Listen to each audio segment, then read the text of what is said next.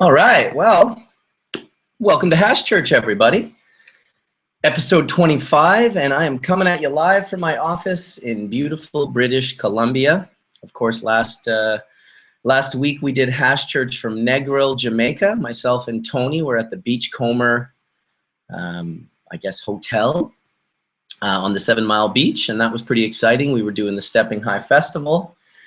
And overall it went really well. I've got a bunch of videos that are still going to be going up here soon for that. And what to say? I guess shout out to my good buddy D420K. He's still sick as a dog, and we're hoping that he's feeling better and that he's going to join us for a Hash Church next week. I know he's in the chat right now doing his best to keep everyone in line. Who better to keep everyone in line than D420K? So we hope you're feeling better, buddy. And why don't we start off the day with a little D420K dry sift rip. We're going to be talking about hash today, hash, and more hash. We get into all sorts of discussions in Hash Church these days, but today I really want to get into, weird error message. No wonder nobody's coming in. Let's try that again. Let's try it again. Works for me. All right, just having some technical difficulty. I sent out the link to some people, and it's not working. Johnny B. Johnny B. Yeah, my hair's getting long. I know. I gotta go get a haircut. Let's see how that is. 109 people in Hash Church this morning. Let's hope that our technical difficulty runs out and everyone starts getting into church. It's always nice when everyone gets into church. All right. Stevie D Nation, good morning, brother. Well, fuck. Hash Church is going to be fucked. Yeah, not working, eh? All right, let's see what we can do. Let's see what we can do. We're going to try another link. We're going to try another link.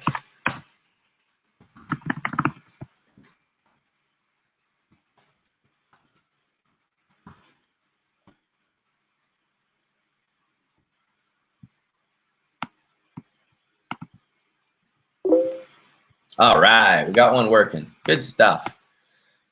That was a little bit freaky. Yeah, we'll give you a minute. We'll give you a minute. Just trying to set everything up here. Wondering if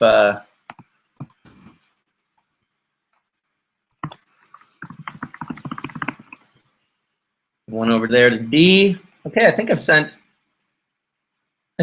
everyone one links. I sent the email out to. Ooh, the email might have to go out again. That's right. Maybe that's not working for the people that I sold it to. Let's send it to. I sent it to Cuban. Cuban. Is that how loud it is? Am I right, John? Okay. Oh, are you loud? Am I? I didn't even have the camera open. I could just hear this bang, boom, smash. I was like, oh, Johnny B's in the house. How are you, John? I hope we're doing good today after all those courts. Courts. The Cuban grower. Is that a little bit better? Not much. You need a mic.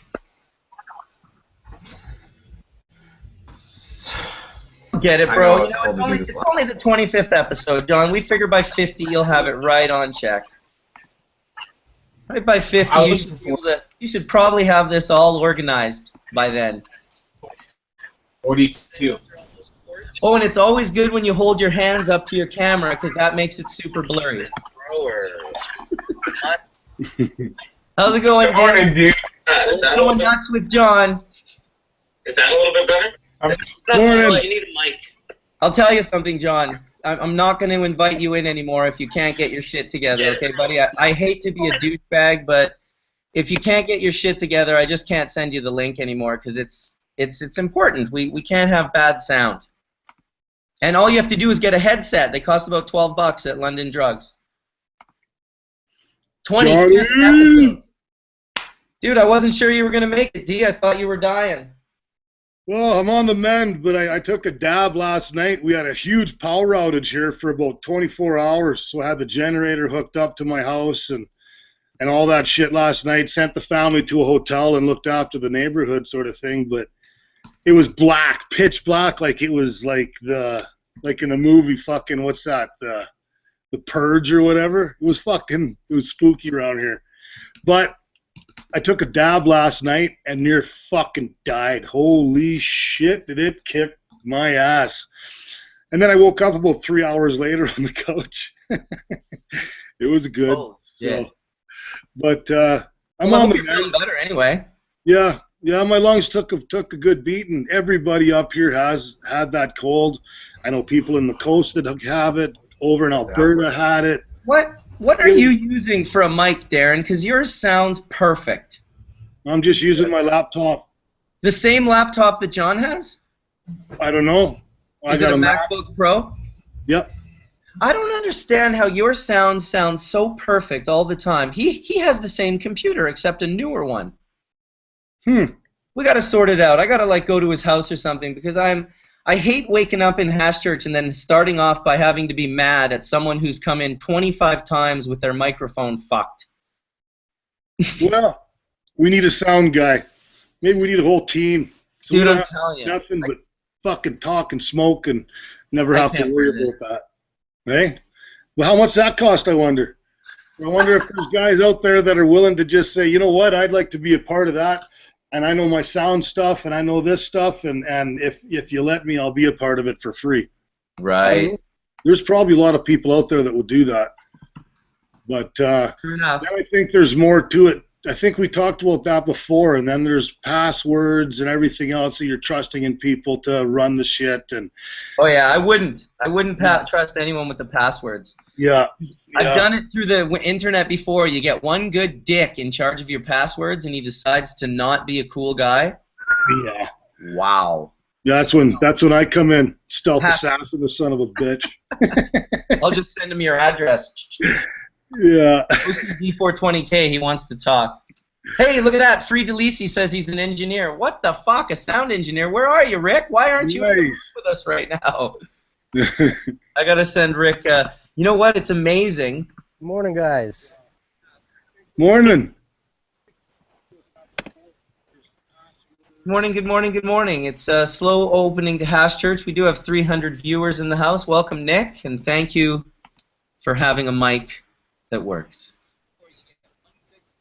How did I wonder how the court worked out and everything? Is there any discussion on that you know of with the court case for all of us, Mark? I haven't figured out anything. That's you know, John Conroy and Kirk Toussaint have been doing incredible updates. John Conroy just did an update recently where it's a great video that if you watch it, you can you get. I mean, there's really no better update than the one from John Conroy because he really has an amazing idea of what's happening and what's going on, whereas everyone else is, I guess, deciphering what they think is going on. Yeah. You know how court is. You've sat there before and been like, after it's over, you look over to your lawyer and you're like, what just happened? Yeah, that's usually when I'm getting fucking cuffed and taken into the back to do my fucking time. I'm like, well, huh? Ooh. But I wasn't doing any time this time. God damn it. Hey, Johnny. Is that better? You back, buddy? I can hear you. I got the laptop. Nice. And I heard you were talking about the court case, and I was pretty much there, and I went every day. I tweeted the whole court case with Jeremiah. Yep. I mean, overall, all in all other countries that have a medical system, once those patients had the right to grow, they were never taken away that right. But over time, the new systems is slowly faded out, and they adopted to a new system. But overall, we got to wait for the judge, right? It was a good court case. It was nice to listen to the professionals and the evidence that went into Canadian documents about how cannabis is a medicine that was helping patients all around the world. So I think it was very positive for everybody to be able to listen to it. Were they bringing up any negatives about it that they could actually stand on, like, you know, that they had a point on? Pretty much all the stuff that they had on Grow Ops had nothing to do with medical gardens. So all the research was more or less geared towards illegal activity, methamphetamine labs, stuff like that. So, I mean, they really had no solid evidence that it was from legal grows. So, I mean, everything came from the Surrey RCM, Surrey Fire Chief, and of course he's pretty biased against cannabis. So, overall, guys, the court case looked very well for 4 patients, and what's gonna be the outcome, we don't know. The judge will make a decision, but like John said, and like Jason said, we all look pretty positive on the rights of being able to continue to grow on probably a smaller garden. We don't know. We can't call anything. We don't know what's going to happen. But I feel pretty positive that no matter which way things turn, I'll still be able to continue growing with my my garden. I'll have no problems. Hey, thanks for using your MacBook Pro, John. Would you do me a favor and not ever use your downstairs computer again? Yes. 100%. That's awesome, bro. That would be great. I will only use this computer for house. Of course, you know, once again, everyone's like, wow, everyone, you know, Buddy's being a huge dick to John. And I'm like, yeah, I don't enjoy being a dick to John, but imagine someone doing the same fucking thing 25 times in a row. Like, what the fuck? Hey, but we've used the Mac before, so it was probably about 23 times, but it's okay. It's been 25 times, dude. Go back and watch each one. I appreciate you using your brand new Mac. It's much easier for people to hear, and it's a better quality recording, and I appreciate it very much. Thank you. I still have it because I left it outside the other night. Welcome, Tony. What's going on, brothers? How you doing? Oh, we're just setting it up, getting everyone on the right timeline here. I guess because I set it up in Jamaica last week, it was thinking that we were 2 hours earlier. So John had to call me at like 7 in the morning and be like, dude, Hash Church is starting. I was like, oh shit. How's the new place?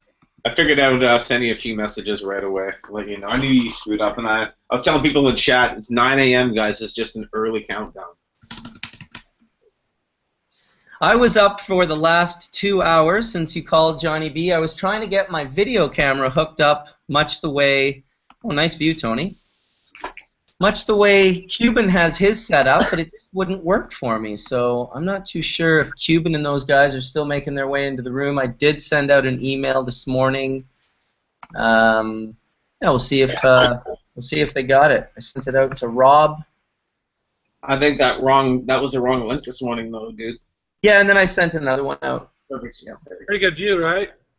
It's awesome, dude. Very nice. Where is that, Tony? This is in Denver. Denver. Hey, let's have a pop. Yeah.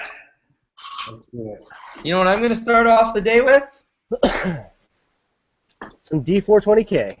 A little dry sift rosin. Oh. Really? Nice job, dude. Rosin. What is this? Rosin.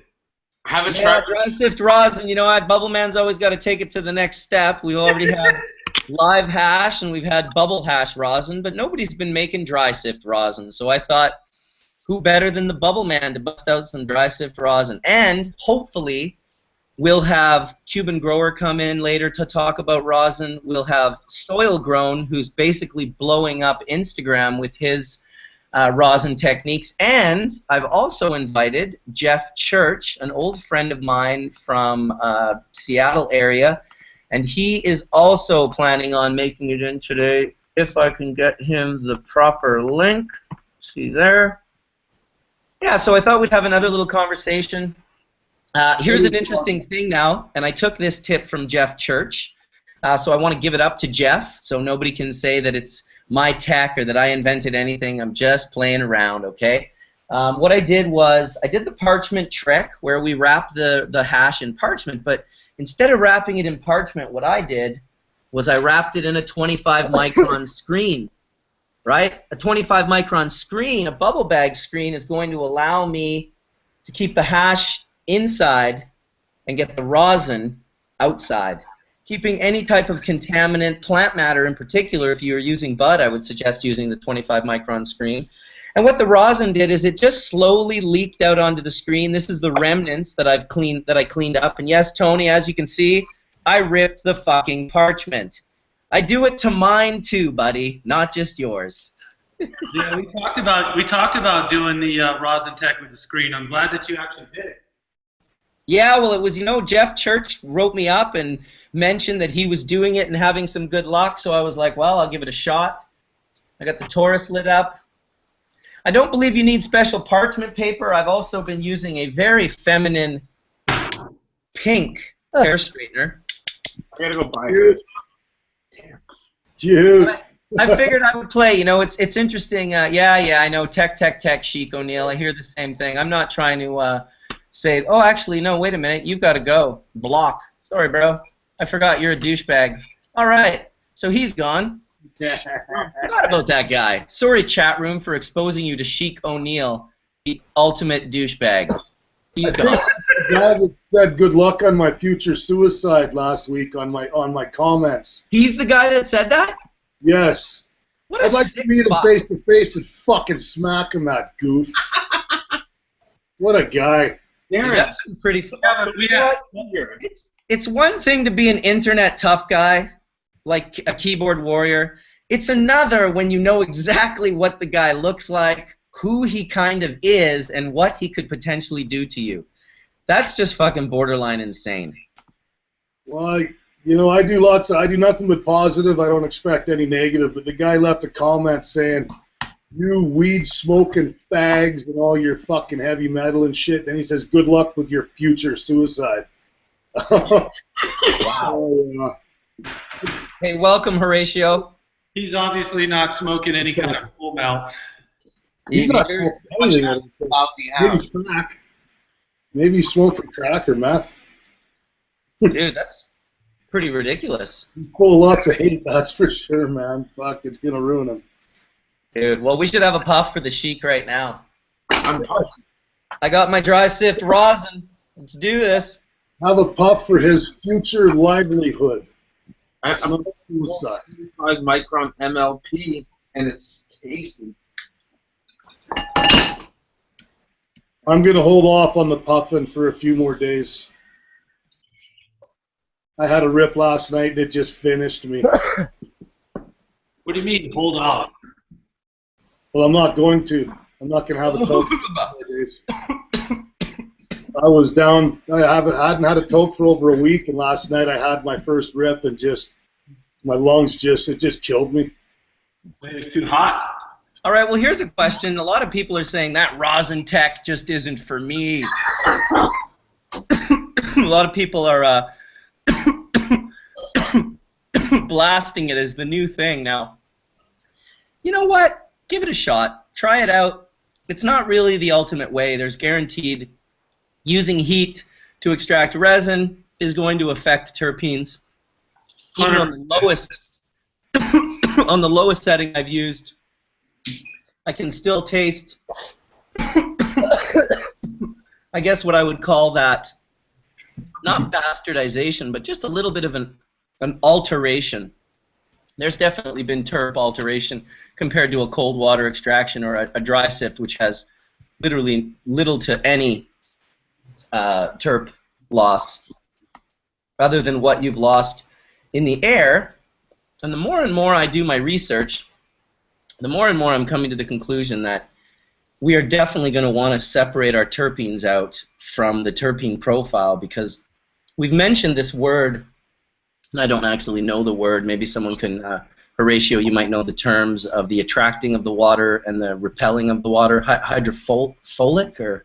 Hydrophobic and hydrophilic. Philic and phobic. Okay, so philic is pushing the water away, and pulling in. Right. Like, Well, that's yeah, important. phobic. Why don't you say that one more time, Horatio, so it doesn't sound like I'm a total idiot. Well, just in case I'm an idiot, phobic is afraid, is rejecting water, and philic is pulling it in and attracting it. Thank you. I appreciate that.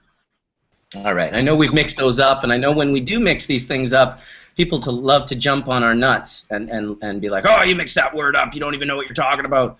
Well, you know what? Most of us can admit that we don't know what we're talking about. We're just kind of shooting the shit. Kind of, you know, by no means are any of us high-end PhD scientists. I can say that because Mark's not in the room right now.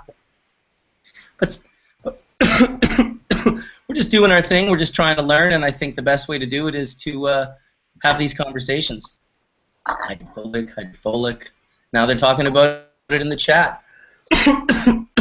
One thing I noticed with the 7-star you had left me to photograph, whatever those terpenes were, it really buttered it out. Pretty much 9 out of 10 terpenes I come across butter things out so fast that it's pretty much going to have to be its own style. Right. I guess you're adding them light, too, because I remember Tony made some Jarella in Amsterdam, and it was like glass. And did it not stay like that the entire time until it was gone, Tony, that 1 or 2 pieces? There was some that buttered out, depending on, like, maybe the ratio of terpenes that went in. But a couple of times, he made it in a way that was like, it was glass. It was just glassy, and it never buttered out. Of course, we never kept it around for 7 days. I think we puffed it, you know, pretty fast. That's kind of the question. I mean, I'm kind of really starting to hate the dropper because it's really, a drop is too concentrated of a terpene. It's just, you got to spread it thin and then literally try to rain, you know, heads down onto a thin sheet of it. So that part of it's been a pain in the ass, that not being enough for everybody, and it's either too concentrated or not concentrated enough. Right.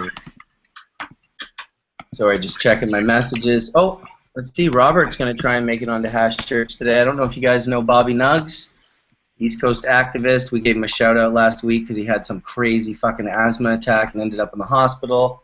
Yeah. So, yeah, he's pretty positive, dude. Horatio.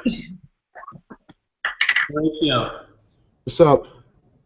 Yeah, so there's definitely a special technique to all that, and that's what I tried to tell you about,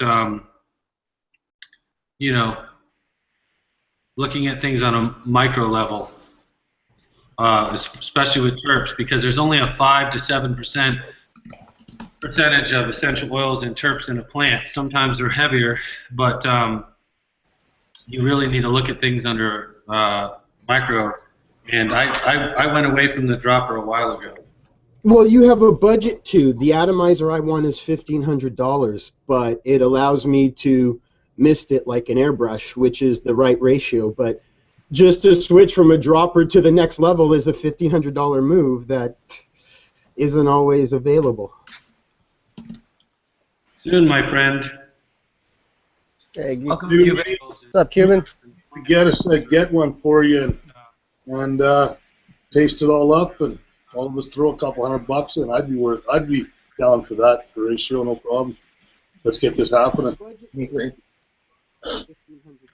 Oh man, everyone getting like one mist of terps as their payback, and just having to like waft it in and show a lot of pressure. He'll let you smell it, D40. He'll let you smell it. He's like, hey, do you smell those terps? Those smell great. Don't they smell great? Yeah. Oh, you actually try them? Yeah. It's another 1,500. Yeah, just smell them and then take your regular dab and do that. Oh my god. Man, I can't believe Spain. I literally feel like I got back from Jamaica yesterday. How's your son feeling? He's sick, dude. He's got some virus in his lungs, so he's not enjoying that right now. Yeah. He's It's still hitting everywhere. sick. He's still sick. Yeah, he's just coming out of it, you know. He's still, it's like it's the first time he ever got sick, so he'll probably, like, you know, when you have a little kid, like a 5-6 months old, and they get like a weird lung thing, like, man, you can hear that shit like sometimes months down the road. Yeah. Well, that's how my lungs feel now. I didn't get shit kicked like that for years, man. Hey, welcome, Fletcher. And thank you, dude. I wanted to thank Fletcher for sending me all the cool archive gear. Got hats and hoodies and T-shirts and stickers. I like Fletcher's logo. Yeah, dude.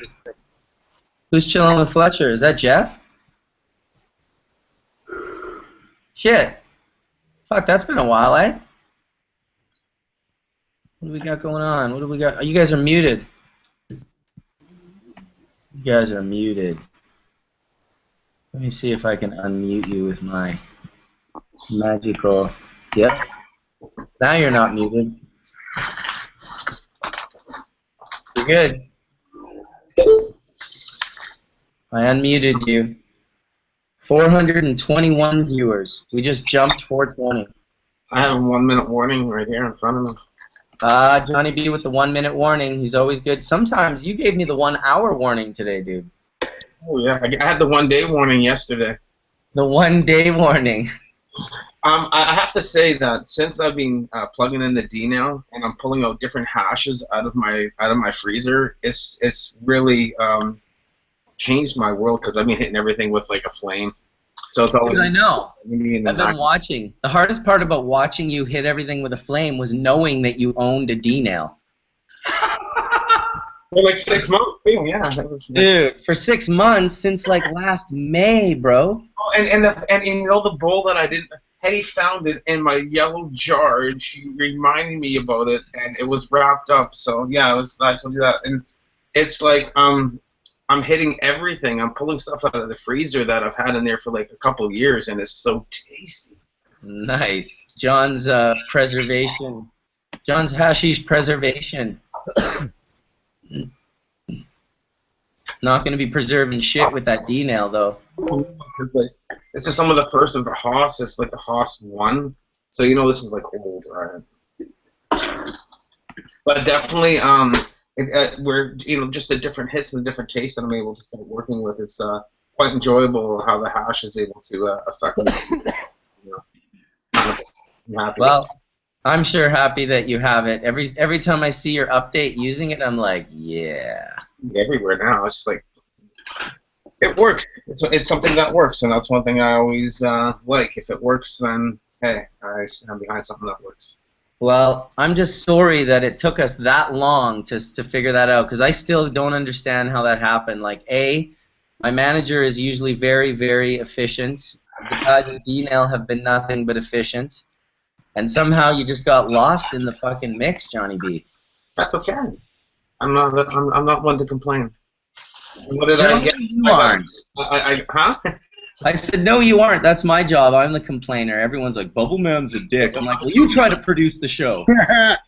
So when it comes to something like I'm trying to take away my license to grow my medicine or WorkSafe BC denying people their rights, so that's something different, and I'm very vocal about that. Sure, yes, absolutely. Is that working now? Yes, it was working. You just had to talk. Oh. What's going on, guys? Oh, Jeff's just pressing up some rosin. Dude, I did the pressing screen thing. What'd you think? Oh. It was good. I'll have to make some now. Damn. It looks worse than it does. Like the hash comes off perfectly clean off the screen. The extra. Yeah, Jeff like twists it in a ball so it all stays in one spot. Yeah. Well, I'm hoping he's gonna, give everyone some tips and stuff. I had to try it before he came on, but it was very strong. I did it with dry sift because I haven't heard anyone doing it with dry sift yet. So I was like, well, I'll rosin up some dry sift. And I took some photos of it, which I'll probably post soon. It was very gold. So I got some 3-star I'm pressing up right here. All right, so I was doing a similar thing to that right there, just like not really holding it, but just giving it these little wafts. So first I press it and get it into a ball. Here, I'll pull it closer here. Yeah. So you press it a little bit and get it into a ball. Yeah. So you press it up, and then you get it into a nice little ball size. Excellent. And then I take the pressing screen right here. I've cut a little chunk of it. Yep. And I pop the sheesh in there. Nice. And then wrap it up into a little ball like that. Nice. ROSINTECH going down on Hash Church with Jeff Church. Cannabis Reverend. Look at all the hash people in the room smiling. Look at them all. I'm loving this. I mean, come on. It's like I've been waiting to actually see this. I hope Soil Grown comes in soon. It sure would be good timing. Yeah, he hit me up yesterday. He was excited. I put it inside the parchment. Send him the link, Cuban. Okay, go ahead, Jeff. Got it inside the parchment. Got a little bit of room there, so that it's kind of, you know, up here in the center of the parchment. Not against the edge. Pop the 230-degree flat iron on there. And have you laser tested the heat? No, I have not, but it has a. I'll show you in a second. How long are you going to hold that there for? I can see it dripping out. Yeah, I hold it there for less than 30 seconds. Interesting. And then. And then I take a dab. I'm doing something in the background at the same time he's doing. And there it Look is. at that. Dabs. Oh, I have so much material to do that with. So you can take any 2-star or 3-star, if you want 4-star, and do it up, and it works just great. So the 25 micron bubble bag screen is the key tool to the ROSINTECH that Jeff's showing right now. I guess those are about to get popular. Yeah, 25 micron screen, it's the way to do it. And you know, if you're at 230 degrees, you're not melting the plastic screen. I had worries about it when we first started pressing with it, and I have pressed a little hotter, and I definitely felt like I got a little bit burnt on it when I was up at 380 degrees, which is what like Soil Grown and a lot of other people have been doing for flowers that they've been doing the rosin. So at 230 degrees, I feel fairly comfortable that I'm not melting that plastic. It hasn't broken down at all. So.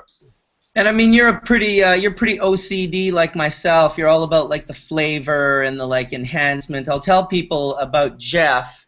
I've known Jeff for, it's got to be like 12 or 13 years. I think it was Marble Slinger who introduced us. Yeah, 2001, I think.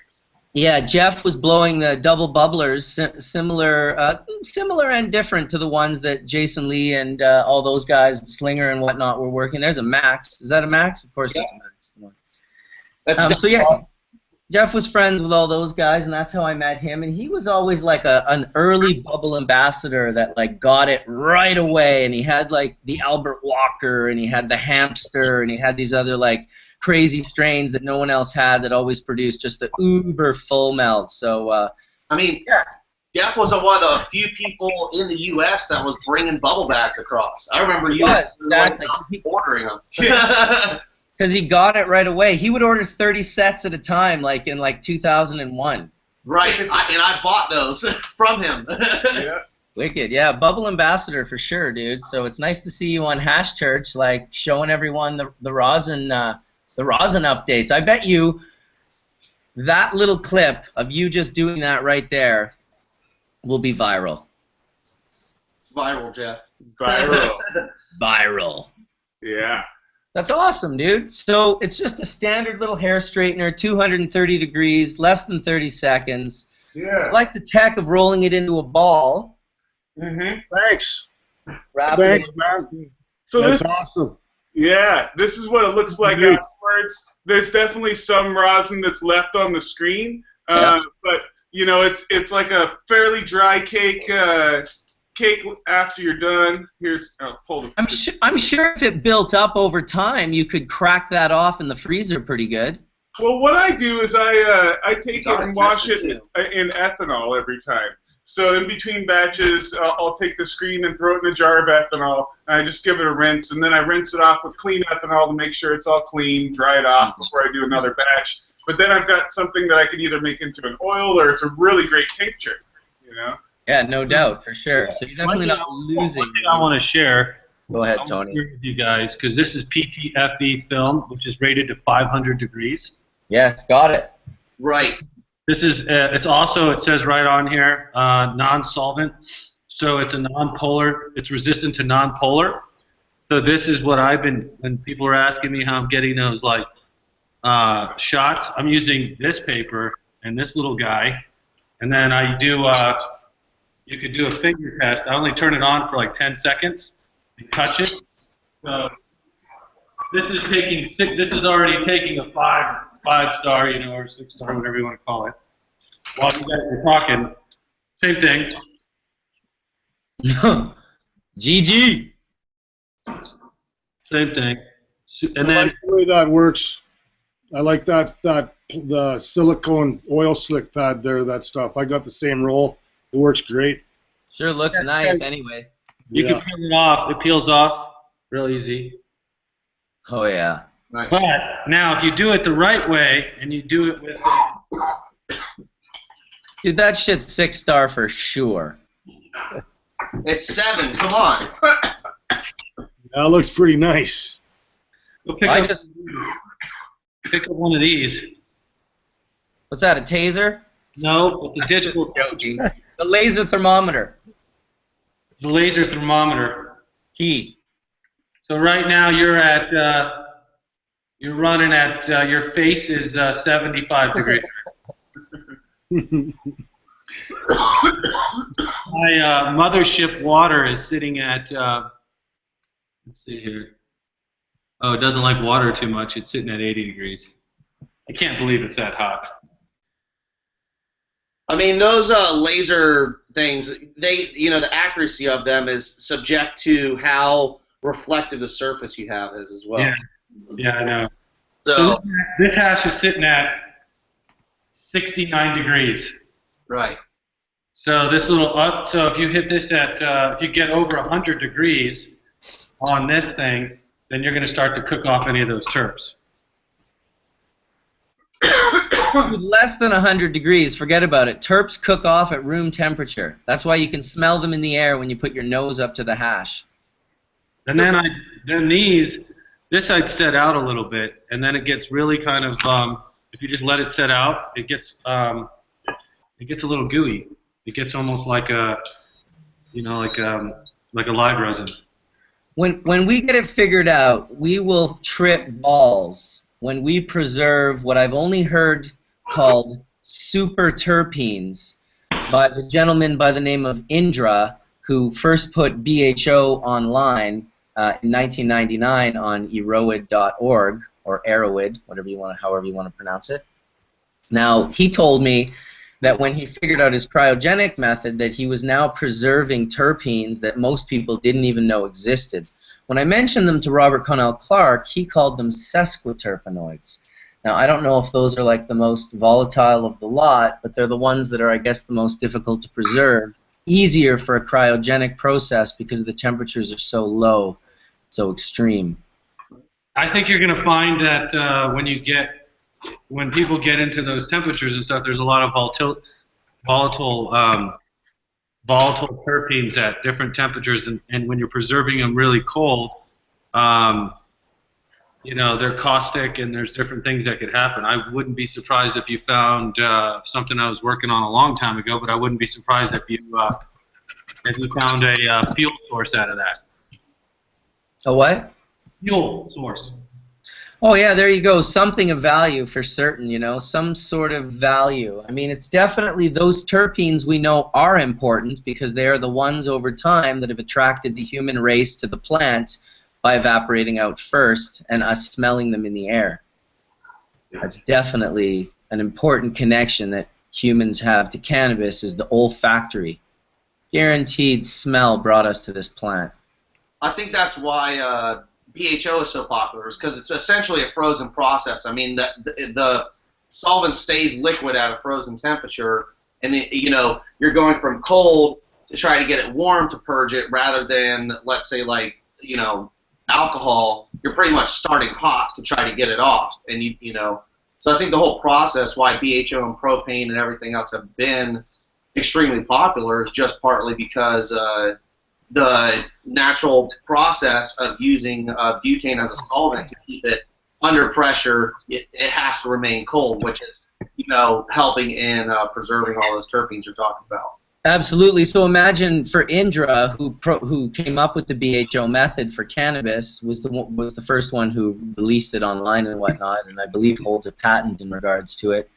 That was his starting ground. This is where he started. Where he ended up was with a cryogenic machine that extracts in under 10 seconds, 100% extraction with 0 footprint, which are both unheard of and impossible in the world of extraction.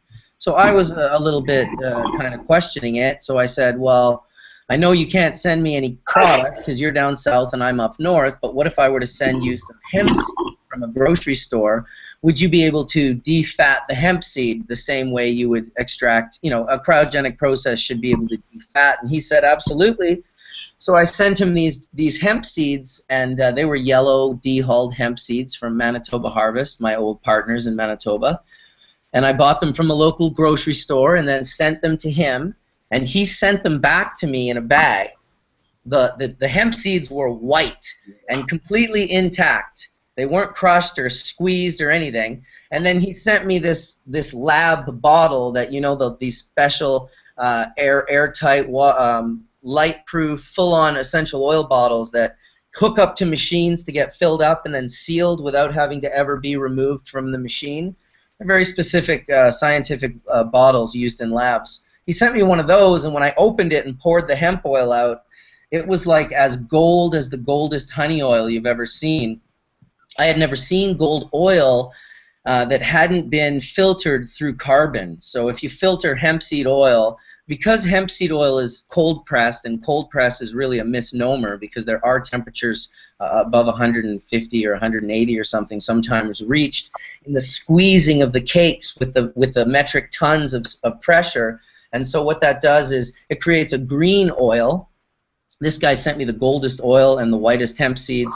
He told me to have them tested, and he said that when I did have them tested, they would for sure test higher than anything I had ever tested, and maybe even the labs might want to test them again because they might think their machines were broken. And lo and behold, I had his stuff tested, and the powder, which wasn't powder, it was intact hemp seed hulls, dehulled hemp seed embryos. They were 62% protein powder isolate. Now, that's 12% higher than the highest protein powder isolate sold on the commercial market today, which is also my ex-partner's Manitoba Harvest. So right off the bat, like a 20% increase in the quality that they were considering their best. This guy just knocked it out of the park. And then the oil, well, the oil was like ridiculous how good it was, how much of the essential amino acids were still present, how low the percentage of, I guess what they're called, like when the oil goes bad, it's like this turpentine smell. It's like terpenes that are going bad. They produce these caustic, nauseous substances, and they ruin the oil. They can actually make you sick. His had the lowest amount, so when he did that, I understood that this process was real. He had some type of an ability, and that I should probably pay some attention to it. I haven't heard much since, but I think in this future, as you see everything growing, you'll see this gentleman stand up, and he'll start showing himself again, and he'll start hopefully giving us more exposure to cryogenic extractions, because really the most impressive thing that he was talking about that I liked was that his process was so clean that he could get 100% extraction ratio, which is so unheard of, it's ridiculous. And then to leave no footprint.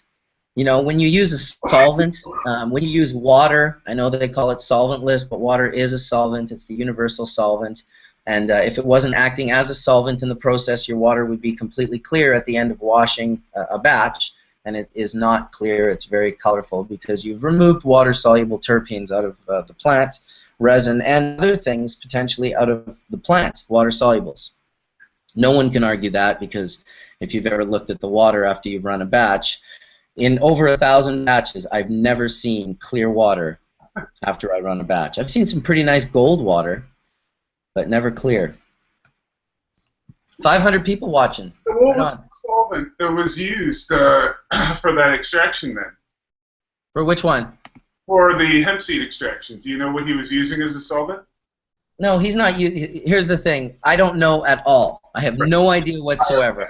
I merely know that in the time that he can do it and how fast and quick the setup is, it's like perhaps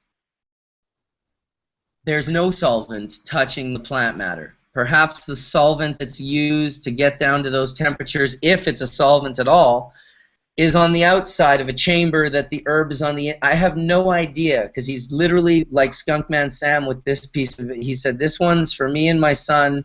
It'll come out one day." Now, keep in mind the story this guy told me. I'll go one even further to trip you guys out. This dude was living in an ashram in India, totally stoked to spend the rest of his life there as a young man. And then his Baba Sadhu dude, is like I don't like to call them gurus, but his little buddy there came over and was like, "Hey man, you got to go back to North America." And he was like, "What do you mean? I don't want to go back to North America." He's like, "Yeah, I had this dream. You're gonna go back to North America. You're gonna create this incredible device that extracts essential oils from plants." And he was just like, "What the fuck are you talking about, man? I want to hang out in India and live on the ashram." So this is the story he told me. I suspect he's in his 60s now. Very interesting man. I do hope that one day we hear more about cryogenics and cryogenic extraction. It's things like gases can be solvents even, at the right temperatures, pressures, all kinds of stuff. So, sure. GW Pharma's trademarks are pretty, not trademarks, patents that they've applied for spell out a lot of different things that it's pretty interesting just reading through it.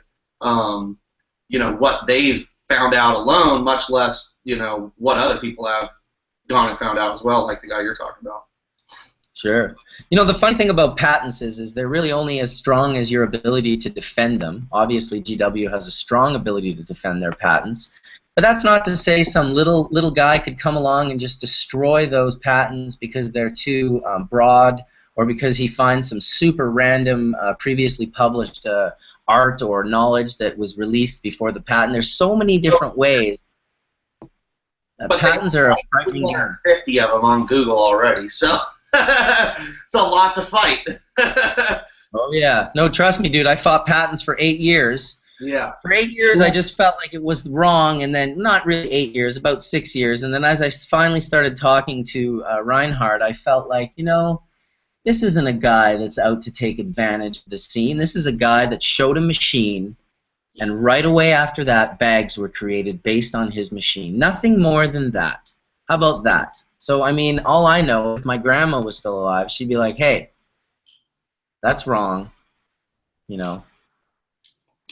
Well, anyone can file a patent thing, and there's a difference between just filing a patent on a methodology of extraction And an apparatus. And then there's an apparatus. Yep. Reinhardt has both.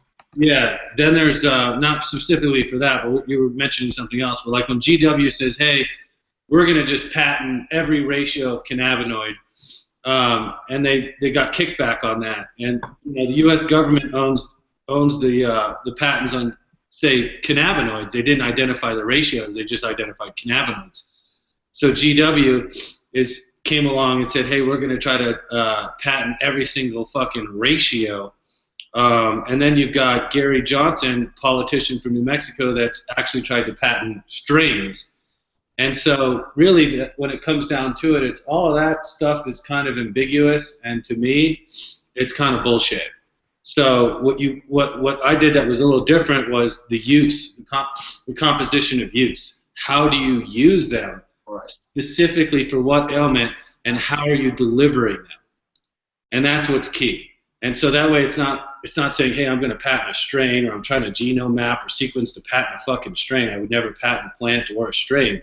But if somebody comes along and says, "Hey, we found a way to use natural derived plant fats, polarize them, and create a pharmaceutical grade of delivering cannabinoids specific to the central nervous system or the immune system," well, that's what I'm doing. And specifically targeting conditions and ailments. So you know. Application and intended purpose are very important in the way you word your patent, what it's used for, all that stuff. Absolutely. Yeah. You know, like Bubbleman said, it's you're really only as strong as your lawyer that wrote it for you, so to speak, in that realm, you know, and how long you want to fight someone over wording or technicalities. That's, yeah, absolutely.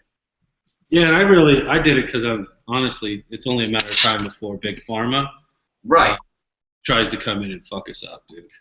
Right. Well, as soon as we go from Schedule 1 to Schedule 2, that's the open door, right? That just happened in Michigan, and that's what. So that's kind of interesting because that's what that is what the whole conversation that sparked that a long time ago, when I was using every playbook possible in the beginning when we went public to try to figure out how to fight those guys, and when that whole little thing spouted out between with the GMOs and Monsanto bullshit, which a lot of people don't know that in the beginning that was you and I. It was kind of you made a little post and then we didn't know each other, and people just kind of went with it, and some people out there still actually believe that somehow we're tied to Monsanto or doing some kind of GMO frequency changing things. Well, people can't read, unfortunately, most of the time. So then we became friends from it, though, and it was a totally different thing. Yeah. But I in that process, we did the guy that was helping us, the guy that was working with us at the time, his dad for free, kind of helped us in that transition and kind of told us what we were up against. We were a little bit more naive. I think at the time, we were pretty naive as to where Big Pharma was and where their position was. And so as soon as I heard that, they wanted nothing more but to reschedule it to a 2, 3, or 4. Any one of those. Anything not 1. Yeah, which is fucked up because we all want it to be less than a 1 because then people don't go to prison and there's all kinds of other stuff. But now we're at a catch-22. So almost a year ago, I was screaming up and down going, you guys just don't understand this. And, I just kind of kept quiet about it. We're doing our own thing. But I would be very, very, very keen on those law changes. Like Michigan is now scheduling it for a 2, and I heard there's a bunch of Canadian companies up there that are trying to lobby and do all kinds of crazy stuff in Michigan, like Big Pharma. They're buying land and stuff. Yeah, I mean, I don't really have a personal opinion on the whole medical thing in terms of how it should be done, but I do think there is a very clear difference between recreational use and medical use, And I'm not saying it has to be the same thing or any of that. I'm just saying that, people that have legitimate illnesses that need to get treated, I think should be treated correctly, not just homebrew, treat yourself. If it works, it works. If it doesn't this time, you're screwed, based on what plants you're growing, what strains you're growing, what the cannabinoid profiles of that are. I think I'm a scientific person by nature, so anything that's recreationally or medically pursuing the science of cannabis, I'm all for, Yeah, and there's, when people talk to me, especially in the more in the business world, and oh, I understand you smoke a lot of this stuff. We see you on Hash Church and all kinds of stuff. I'm like, well, yeah, it works this way. This is still medical.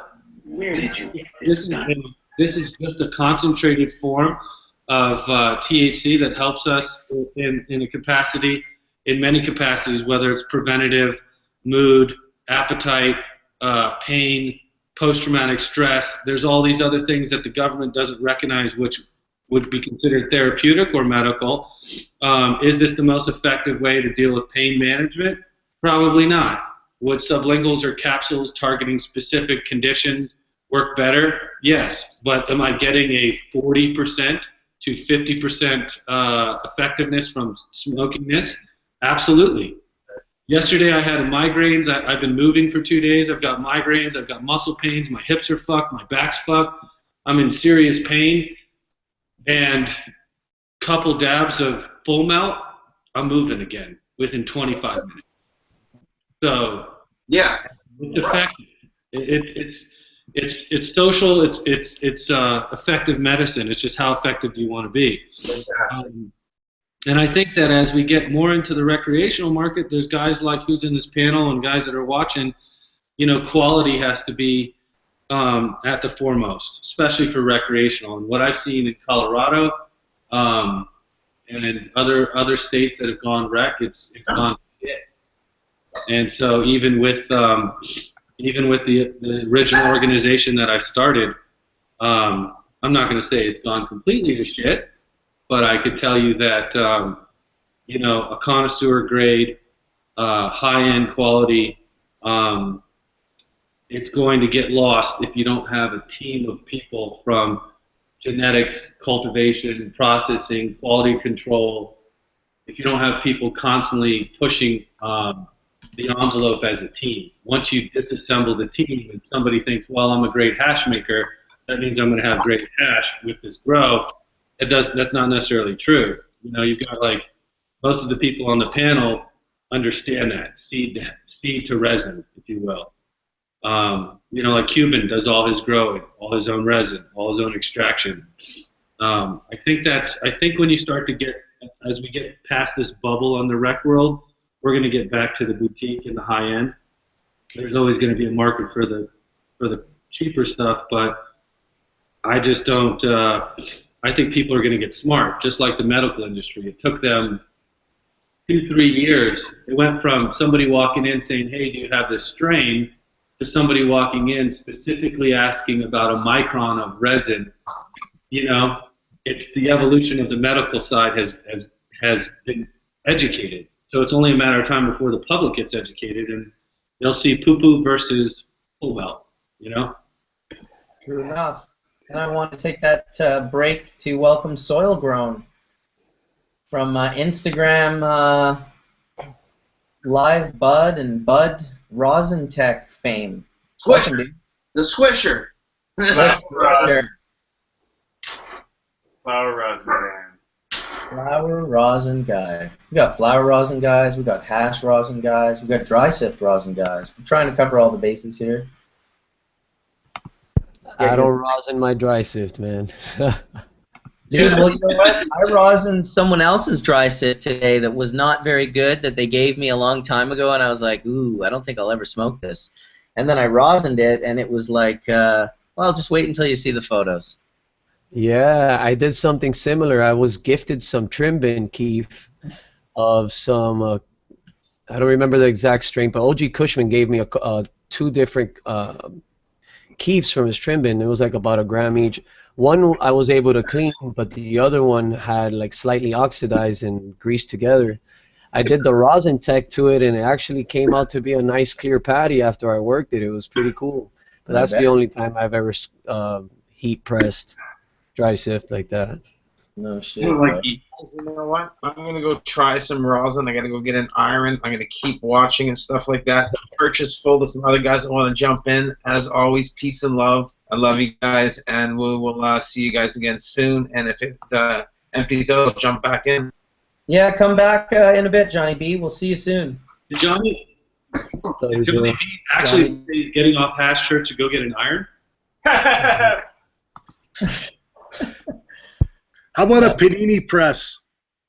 I saw that little I saw something online, like a meme, with somebody was taking like a grilled cheese sandwich and a panini. Yep. You saw that? It was going around. The George Foreman one. Yeah. That was funny. I saw the George Foreman one, dude. ROSINTECH. I saw a funny meme. My boy Daggy sent it to me on the email. He's in some Facebook hash group, right? And it was something like, when you think you have a lot of dry sift, and it shows Aaron with like his bags of keef, and it says, but then Aaron whips out his dry sift or something like that. In Hash Church. That's funny. Dude, that shit was hilarious when I first saw that. I was like, okay, that's pretty good.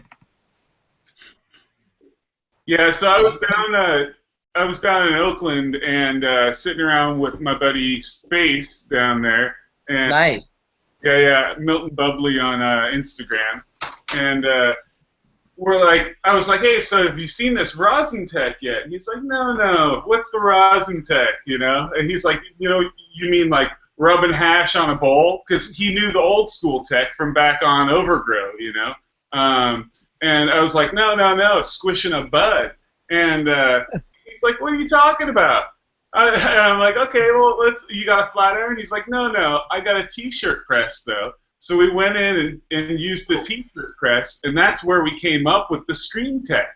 Because we were just squishing stuff on the press, like whatever we could do, and it's like this big old T-shirt press, you know. Awesome. And then we were just hanging out, taking a dab, and homie's like, let's use the pressing screen to hold back the plant material and the contaminant that we don't want. We just want the oil. So. Yep. You know, yeah. Makes total sense, man. I could totally see you guys coming up with that. That's hilarious. Yeah. I was over talking to Josh, and Josh was completely baffled when I told him that people were squishing nugs with flat irons. He was like, "Wait, what? People are doing what?" it was pretty good. You know what? To me, it's still less shocking than spraying your buds with butane. I'm sorry. Me too. I'm surprised this didn't come up first. I mean, we have these. You know, everybody's buying thousands of dollars worth, you know, tens of thousands of dollars worth of closed-loop extractors, and everybody's building them, and you got vacuum ovens and everything, right? And all you had to do was squish it with some heat, and you're like, bam, pretty damn close already. It's like, what? How did someone not put a bud in their shoe back in the day and this happened or something, you know? True. Pretty wild. The heat has a lot to do with it, though, man. Like dialing it in. I started trying to. I'm bad at the flower rosin. Straight up, I'm just gonna say, I either don't get enough oil because I do it too hot, or I don't have a shirt press, so it's little nugs at a time. But from what I've noticed is like less heat and more time and more pressure gives you like the best result. And I was surprised seeing online some people hating very high percentage on terpenes on the flower rosins. It's starting to get lab tested, and the lab tests are pretty remarkable, man. For something that as simple as it is, I mean, it's heat to extract the oil, and you would think, I mean, it just defies logic. It tests high in terps, it tests high in THC, it looks clean, it's no chemicals. I think it's a pretty cool thing. They just need to find a way to produce more of it. I just posted the photos on my Facebook, and I'm about to put them on the Bubbleman page. If you guys want to go peep the few photos that I just did of the rosin from the dry sift, it's just a little bit on a skillet tool or a Happy Daddy tool. Shows some nice gold color though. What I noticed was if you pull it out and it's still gold, it's definitely better than if you get it too red. So I go at 230 degrees, no longer than 30 seconds. So we get the precursor tested, so it was 160 micron bubble hash, 3-star. The same exact stuff I just squished out here. That stuff, I posted all the test results on the Hash Church Facebook group, so if anybody wants to take a look at it. But that stuff, it had an amount of terpenes in it, and then when you went to the rosin, it had a nice increase in terpenes. So I thought that I was going to actually have a net loss in terpenes. Like I thought, sure, I'm removing the contaminant, I'm getting rid of what I don't want in there, but I'm doing it at 230 degrees, right? So even in 30 seconds, I smell the loss. I know there's some loss there. And I was shocked. You can taste it. I was shocked to actually see the test results come back saying that there were more terpenes. Of the 8 terpenes that they tested, there was more in every single category of the, every single one of the terps was higher, and I believe that because you decontaminated so much weight and got just those oils out. The only thing that I would suggest is that we take the testing to the next step and we actually test what those terpenes are that you're left with, because I would have to think they are drastically different than the terpenes that were not, before they were heated. And maybe Mark can talk a little bit about that in regards to how heat affects terpenes in the testing. Well, we Yeah. oh, go ahead. Heat and water and trace amounts of contaminant can really affect the terpenes, and so some of the terpenes are what are called metastable, which means that in certain environments under certain conditions they're stable, but when you start handling them either in the extraction process or if you're handling things that either come in contact with water or heat or both, that chemistry is going to happen, and those are going to rearrange to different terpenoids. So terpenes themselves are molecules that are free of oxygen, right? So those are the things like myrcene and limonene. But when they start reacting in the presence of trace amounts of acid, and sometimes just the acid from your fingertips is certainly enough to catalyze the hydration of terpenes to make what are called terpenoids, which is when oxygen starts functionalizing these molecules.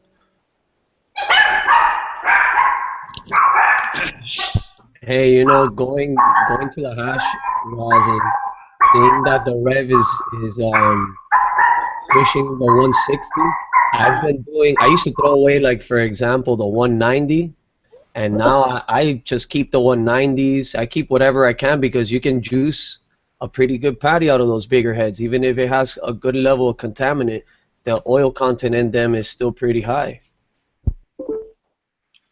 That is My true. highest yields on the rosin have been on the 160s. I mean, I'm sure if I go on a 73 or 90, it's going to be higher, no doubt. But on something that I wouldn't normally dab to make it dabbable, 160s are choice. Way better than doing the 45s.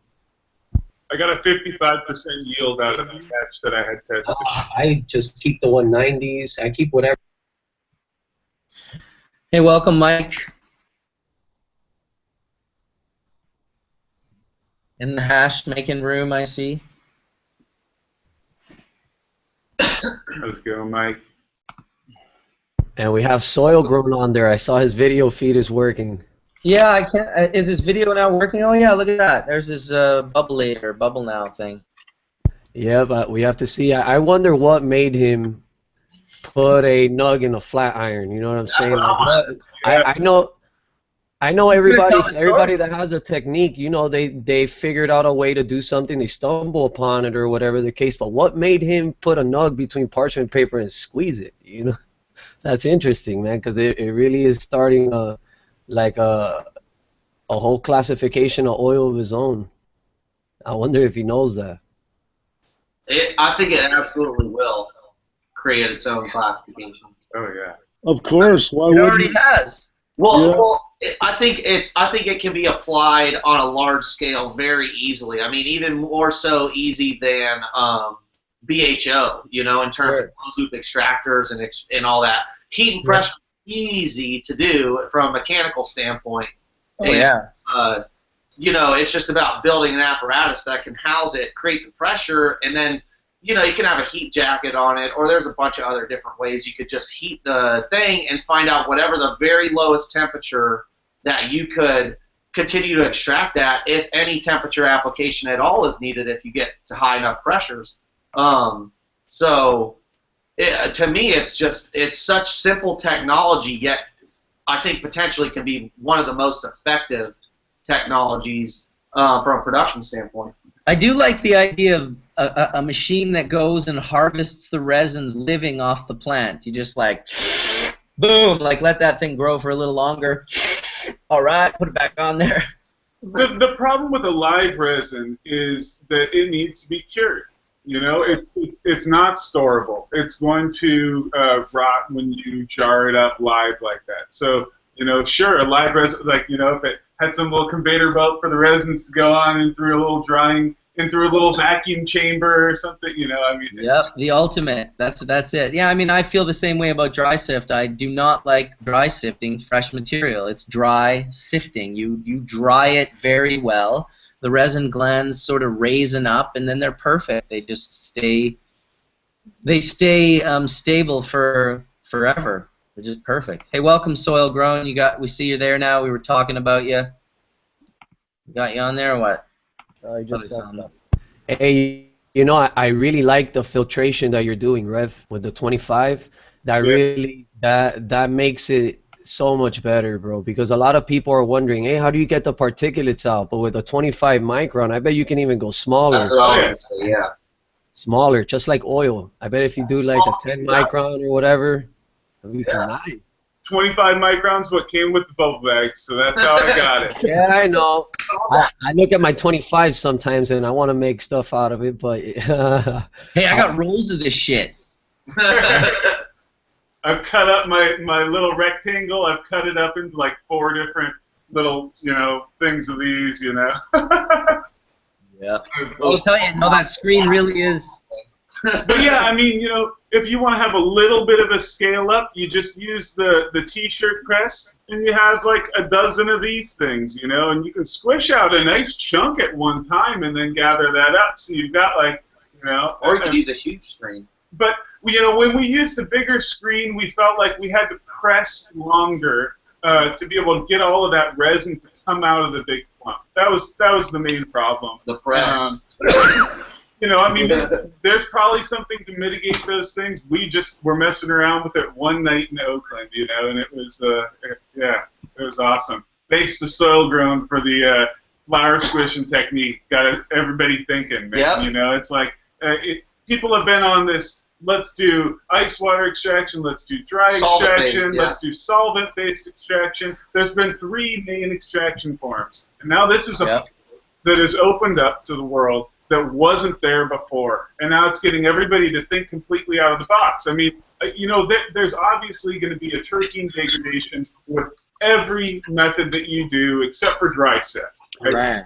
You're going to retain resin head, but pretty much everything else you do, there's something that changes. Yeah. So I feel like this falls in line with BHO and all of the other solvent-based extractions, and really kills them. I mean, bubble too, because bubble is just such a small fraction of all the available resin. Well, each different micron size, such a small fraction of the available resin that you would be smoking on an entire flower, right? So, it's all separated. Each different type of head has a different concentration of cannabinoids and/or terpenes, and all the surface resin on the plant and everything really can play a factor that you don't ever taste that in your bubble, in your 73 micron bag. If all that flavor or cannabinoids are in 25 micron heads. So something real quick I was thinking about, if we can actually use a 25 micron screen, one of the things that I'm thinking about, okay, with the ROSINTECH, what we're essentially doing is using the heating to find the melting points of the various lipids, phytocannabinoids, and terpenoids. Right. Causing them to liquefy, flow out of the chrysalid hairs and the waxy cuticles, where they can then flow through the 25 micron screen.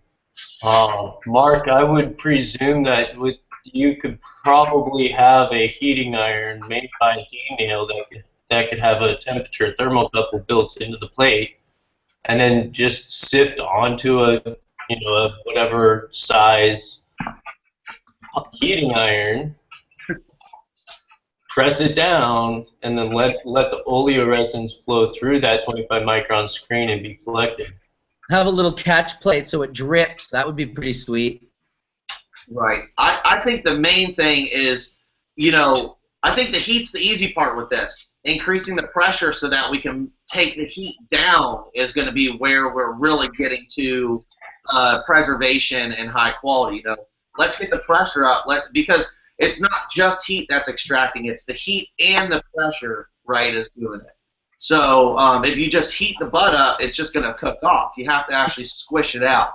So the better you are at squishing, and we all know pressure equals heat, but you actually, I went and got a 12-ton press, and we started squishing some stuff with that, and it definitely works to increase the pressure and lower the heat, because those plates that we were using from the kiln were not as hot as the iron is, right? They were like, 150. I could still grab them with my hand and not burn myself.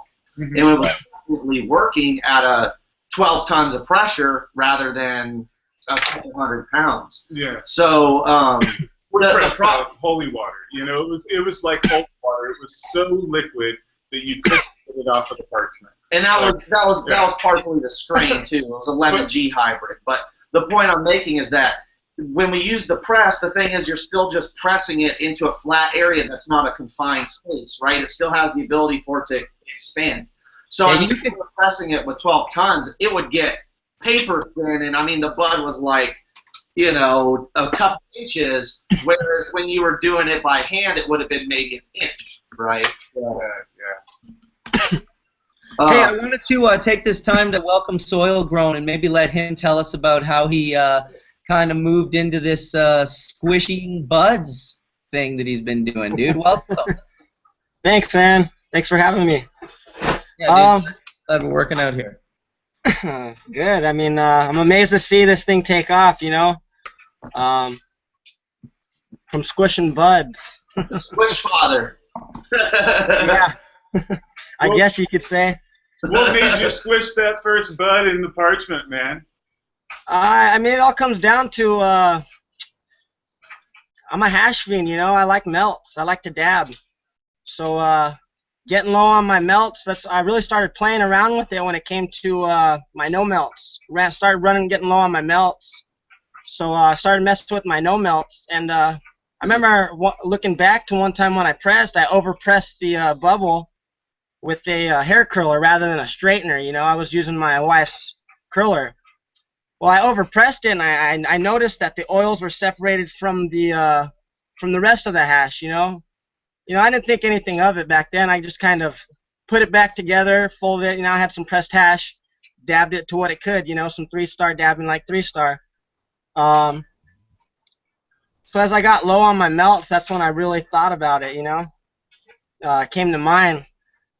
So broke out the flattener, and then that's when I started flattening the hash, and I noticed the rosin coming out, and that's where I would collect it. Hey, and what brought you to the hair curler? Like, what made you use that? Did you see someone using that, or did you just? Actually, the idea came from Nick T. I seen him using a hair straightener just for pressing the hash. You know, I was rubbing it over the top of my nail so I can press it out, and then using a lighter. Seemed like a much better idea, but I didn't have a hair iron at the time, so I just took my lady's curler, and it worked pretty well.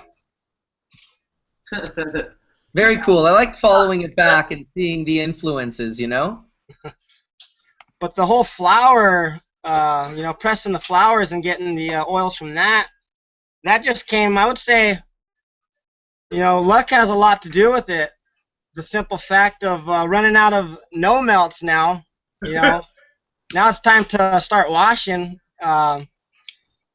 Just playing around, I guess. You know, I'm sitting here with my father-in-law. I took a bud, and he's like, "What are you doing?" So I put it between the straightener, and I squeezed it as hard as I could. I didn't think anything was going to happen. To my surprise, I seen the oils around the flat bud, scraped them up, did it a couple times, and then we dabbed it. No residue. I mean, I was amazed. I was shocked. That's sweet. Awesome. Nice, dude. I love it.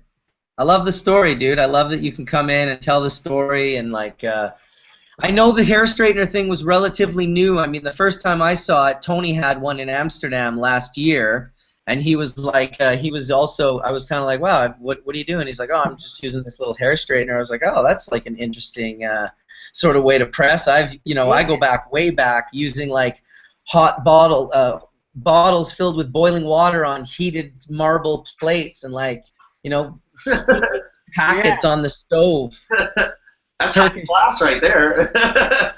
What's that, Fletch? I said that's super high class. You got like marble pressing plates and heated water bottles. Yep. I did a post years ago with the marble plate heated in the oven. I wrapped the hash in a cellophane and then wrapped that in newspaper, and then I moistened the newspaper, and then I would put the newspaper on the stove and it would steam the packets inside on this really perfectly low heat. And it's an old school method. When I did that 10 years compression ago, a couple times on the stove. I've seen you do it. I guarantee we did. Yeah, dude, that was all done up in Whistler at my buddy's house too. Those original, because it was in Cannabis Culture magazine, that story, and then it was obviously on Overgrow and probably whatever other. I know Tony with the hair straightener. Hey, I wanted to welcome Jibs and Ken as well. I see the Melts are in the house, the Trichome Heavy Extractors. What's up, Jibs? What's up, Jibs? Yeah. Not too much, guys. Made it over. Happy belated birthday, buddy. Thank you. Much appreciated. Oh yeah, happy belated is right. Mine. A lot of birthdays in March. I got mine in 2 weeks. Birthday dabs, though. Look at this fucking banger on the end. Yeah, dude, an XL banger. Which one you get? The XL? Yeah. What's up, Jibs? That's where it's I've at. been down this week to get mine, Tony. I'm finally gonna be able to get out of PG and get down to pick up my mothership. Also, I also have a special guest. I also have a special guest today. Besides the birthday boy from the Melts. What's up, Ken? We got Ken, but we also have AJ in the house. Is AJ Asshole Joe, as he's known as. Oh, Diesel guy. Sour Diesel. The Sour. Yeah. So he, for people that are out there, maybe we could get him ripped and he can tell us the actual story of Sour, so we can get it officially recorded for the Hash audience. Sounds killer. Welcome, dude. Welcome, AJ. Ken, Gibbs. Pinsky's in the house too. Dude, Pinsky. Welcome, Pinsky. What's up, Bubbleman? Time for a dab. A dunk of a dab, I suspect. Hey, what up, Pinsky? Deep dish. Thanks, D-Nil. Now you're here. Look.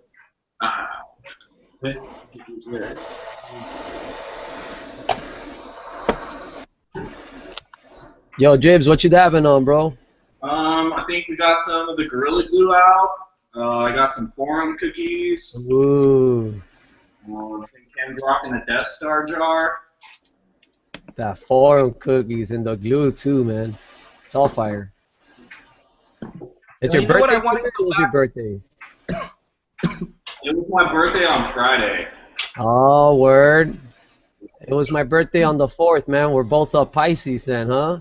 And you know Daggy's birthday was on Friday too. My homeboy. It's a lot of March birthdays. Yeah, he was telling me that. Mine's the last day of the month. Oh, look at that. Aries. Nice. Did you tell? You know what?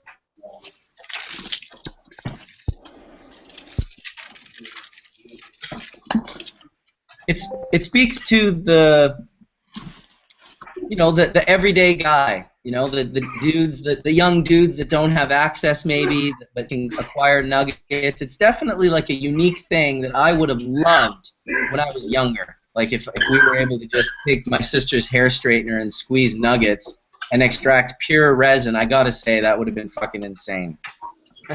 Yep. Even nowadays, in people that are in states where maybe it's not, tolerated in state laws or whatever the case, that they have a small amount head stash, they can make themselves high quality dabs that normally they wouldn't have available. It's pretty cool. Right? Safe access, yeah. Safe access, yeah. You can make a low overhead cost extraction that's safe. Well, You're not going to now hurt there's an anybody. alternative to the average person with no knowledge of extraction who wants to just go buy a can of butane and a homemade tube and just possibilities of causing a fire, blowing themselves up. I mean, if you cause a fire with a hair straightener, you're just dumb, Yeah, the worst I've done is burn my finger from pressing that sucker down real hard. Yeah, man, I wonder sometimes, like, once this blows up more, it's obviously gonna get entered into cups and things like that. Well, I guess that's a non-solvent entry. Yeah, It exactly. would compete against hash or dry sift, water hash. I guess the clear's in there too, but it gives the normal person the ability to enter something different. For sure. You'd have to be low on the heat to be competing against dry sift, though, I'll tell you. Oh yeah, definitely. I'd agree. Yeah, I'm gonna be competing with it. The trick is the solvent, though, man. That shit, it's definitely It starts as a solvent extraction, and then if they don't use ethanol for the base, they use ethanol to winterize it to get all the waxes out. Then they cook all the solvent out that they can, Added turds. For that clear, yeah, I don't understand why they call it solvent-free, because if it was made with a chemical... So you got all your solvents, they're volatile.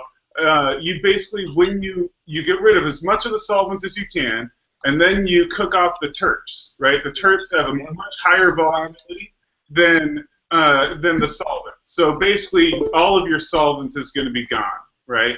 Once you've got all your terps cooked off, you remove that fraction, right? And you put in a new flask, and you distill over your cannabinoid fraction. So you're going to get like a nice raw fraction of all your cannabinoids, and that's the clear. So it's distilled THC, but it starts with the solvent.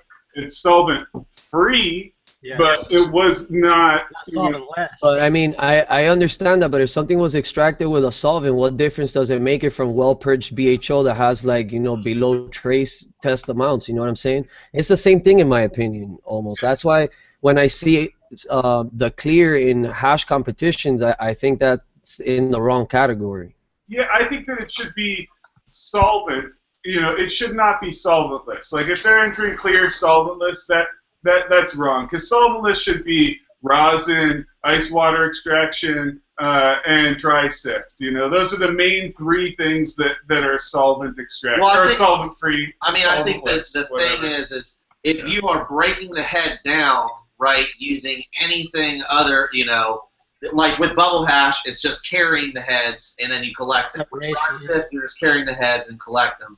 With the rosin, you're not using anything other than heat to carry it away. So unless heat's a solvent, it's free. So heat and pressure aren't solvents. I suppose you could use gases and things like that, like I was talking about before, though. That could potentially is arguable to a certain degree. But still, if you're stripping the head and then recollecting it in another chamber, it's essentially, I don't know. It's kind of a fine line. You know what I wonder, bro? Rev, you were saying that you tested your 160 and it tested, at a certain amount, and when you heat extracted it came out higher. I wonder if simply just getting rid of the trichome membrane and stuff like that would balance out the numbers. You know what I'm saying? So, for example, if you have a gram of 99% heads, there's at least a percentage of that dry sift that accounts for the waxy membrane of the trichome, right? But when you heat extract, you're eliminating that waxy membrane. You're just juicing out the oil, and maybe that's why, because of the concentration for the testing, it's more concentrated. You know what I mean? So the numbers stay the same or go up. I don't know if that makes sense. Yeah. How I'm explaining it. Well, there was a lot of contaminant in the 3-star.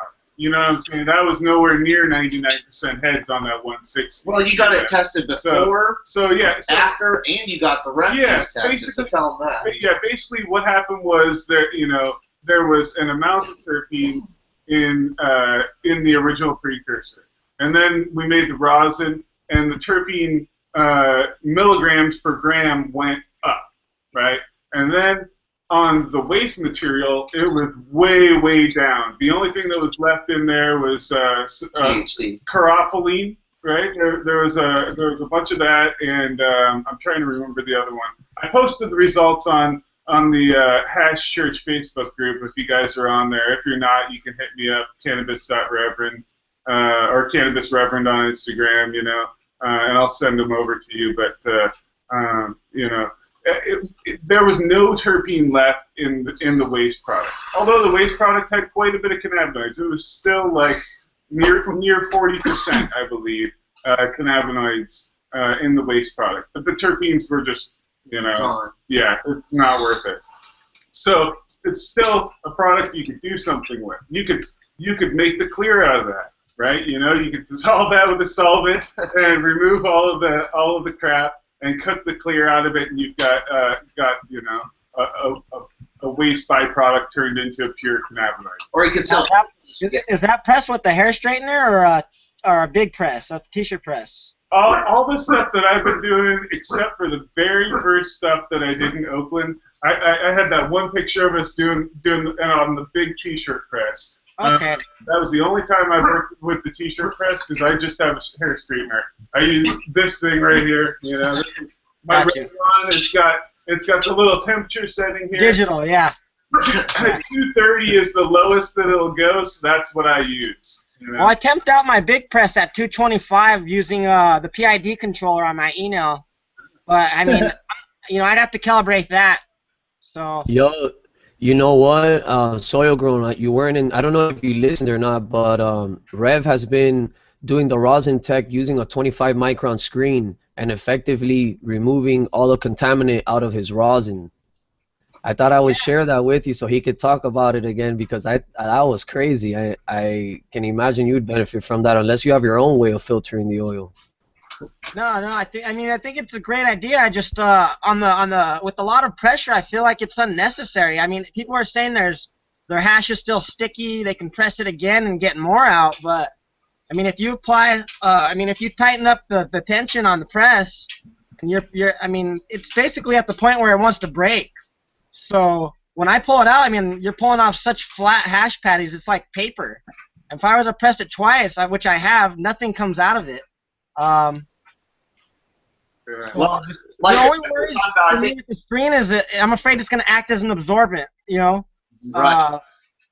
Yeah. So, I mean, Bubbleman made a good point with maybe freezing it and trying to get it off. I didn't think about that, because then it would be more brittle and maybe chip off, but I'm afraid it's stuck in between the pores of the microns, or in the holes, rather than on the outsides. That's what's going to hold it in the cloth.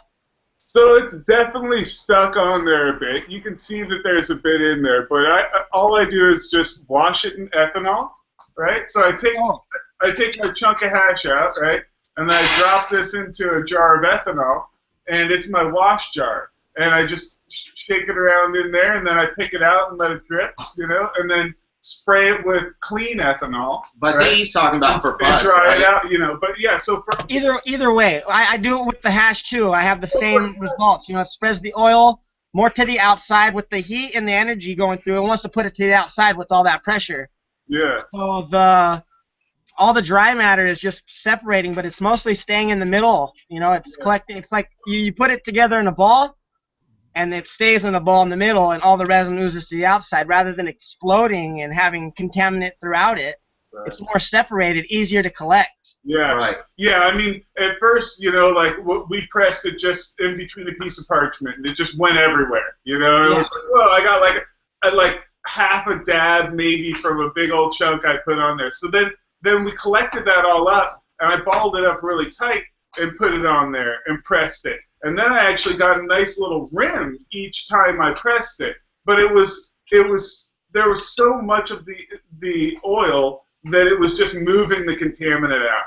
So we were like, let's find something that's going to hold this contaminant back. And so we put it in the screen. You put it in there, and then you ball it up. And you've got like a little package there, and you give it a press. And I mean, literally, like, it's one quick press and you're done.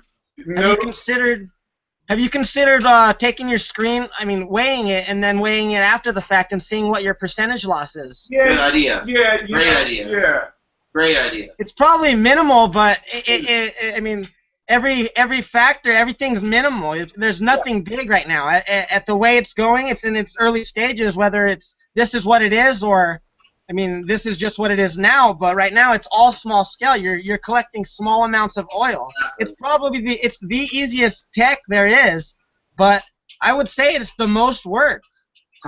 Well, yeah, exactly. Not the hardest work, but the most time consuming. Especially if you're using a hair straightener. I have a question for Horatio. Didn't you judged a cup that had a ROSINTECH entry in it? Is that correct? Yeah. He made me some super silver haze yesterday. Oh, nice. Yeah, so I actually became friends with him.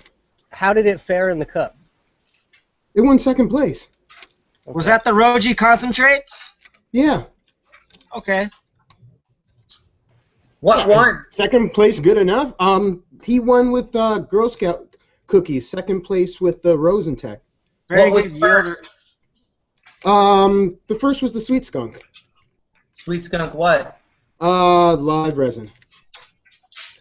Brindles, and then third was Heavenly Days, Congo, live resin. Wow. Lots of Yeah, live resin. no, well, it was, I mean, it wasn't even, like, cleaned or anything like that. It was just I mean, you've got to now put that back in time. It's getting to closer to a month ago, so it was really exciting to... Was it pressed out? It's probably pressed out with the hair straightener.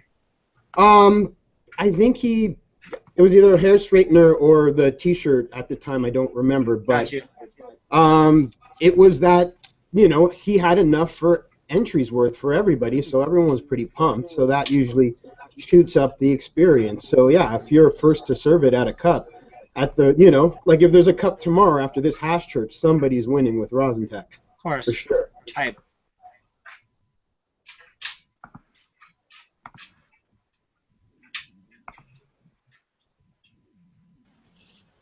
Awkward silence. Bong rip. Egg or Taurus? Taurus.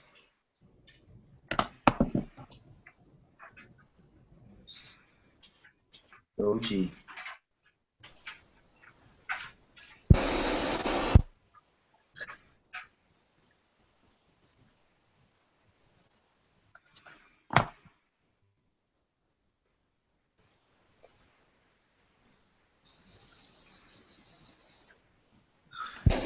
This is like the moment of silence, bong rip.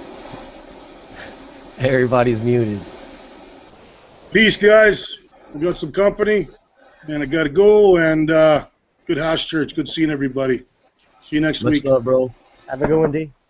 Hope you're feeling better, Darrin. Yeah, I hope you're feeling better.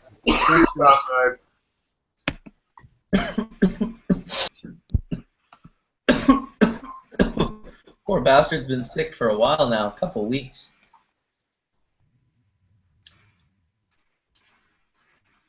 Which is incredible for how much cannabis he consumes in oral form. A lot of coconut oil.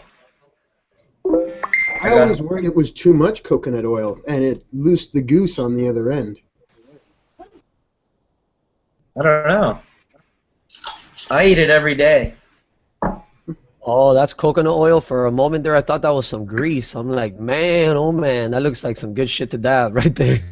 That's from D420K, some of his extracted coconut oil. It's quite delicious. Well, I tried to hook my camera up today, Cuban. I had it all sitting here, prepared, plugged into different things, and I just couldn't get my computer to recognize it. Bro, I'm on the same mission. I built a new gaming computer last week.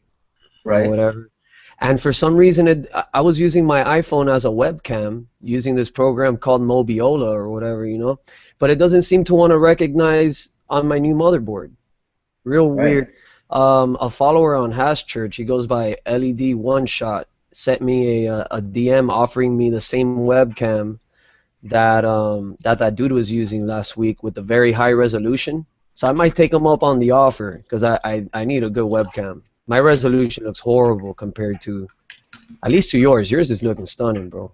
But once you get your camera working, download Manycam and it lets you use different feeds. And you can change the resolutions on each feed. You can zoom it in or whatever.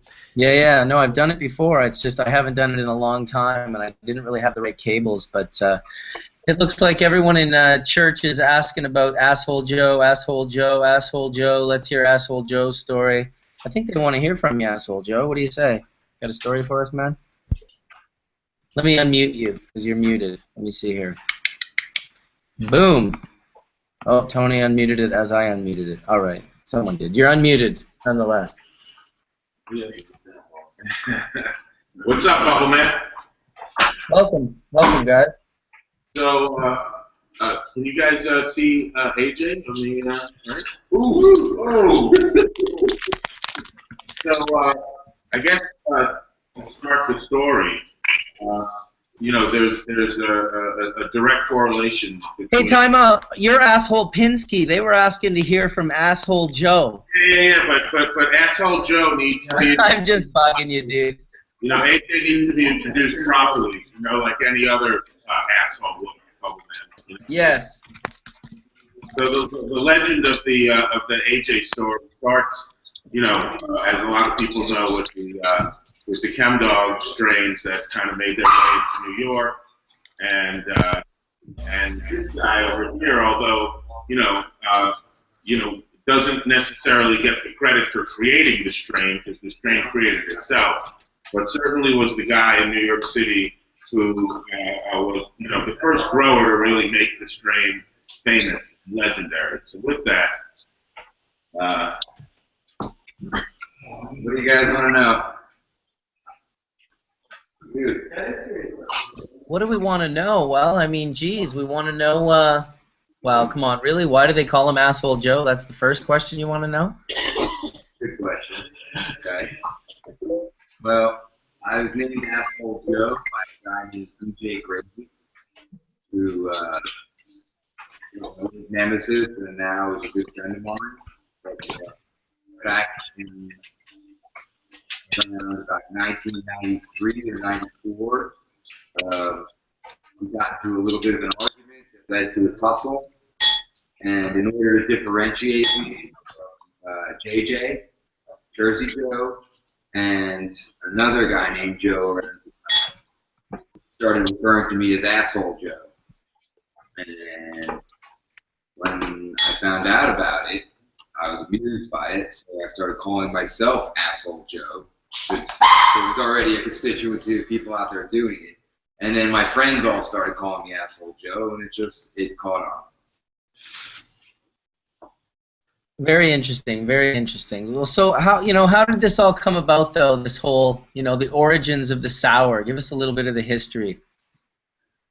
Well, back I came upon the Chem 91 through a guy everyone calls the Weasel and JJ, because I used to be an intern at a nightclub called Wetlands, and I met JJ and the Weasel there. And obviously, as soon as I met them and saw what they had, I kept them in my Rolodex and called them and bothered them all the time to get as much chem as possible. And I just sort of,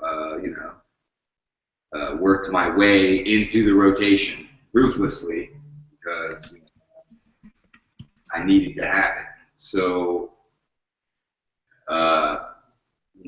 around that time,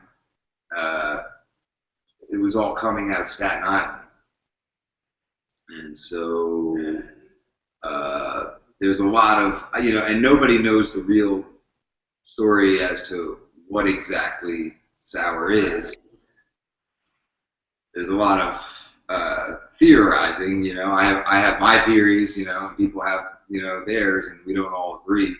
But if I had to guess, I would say that it was Sensi Seed Super Skunk and Chem 91. It came from Chem 91 weed, so that was clearly the mother. But as far as who bothered it, it could have been anything.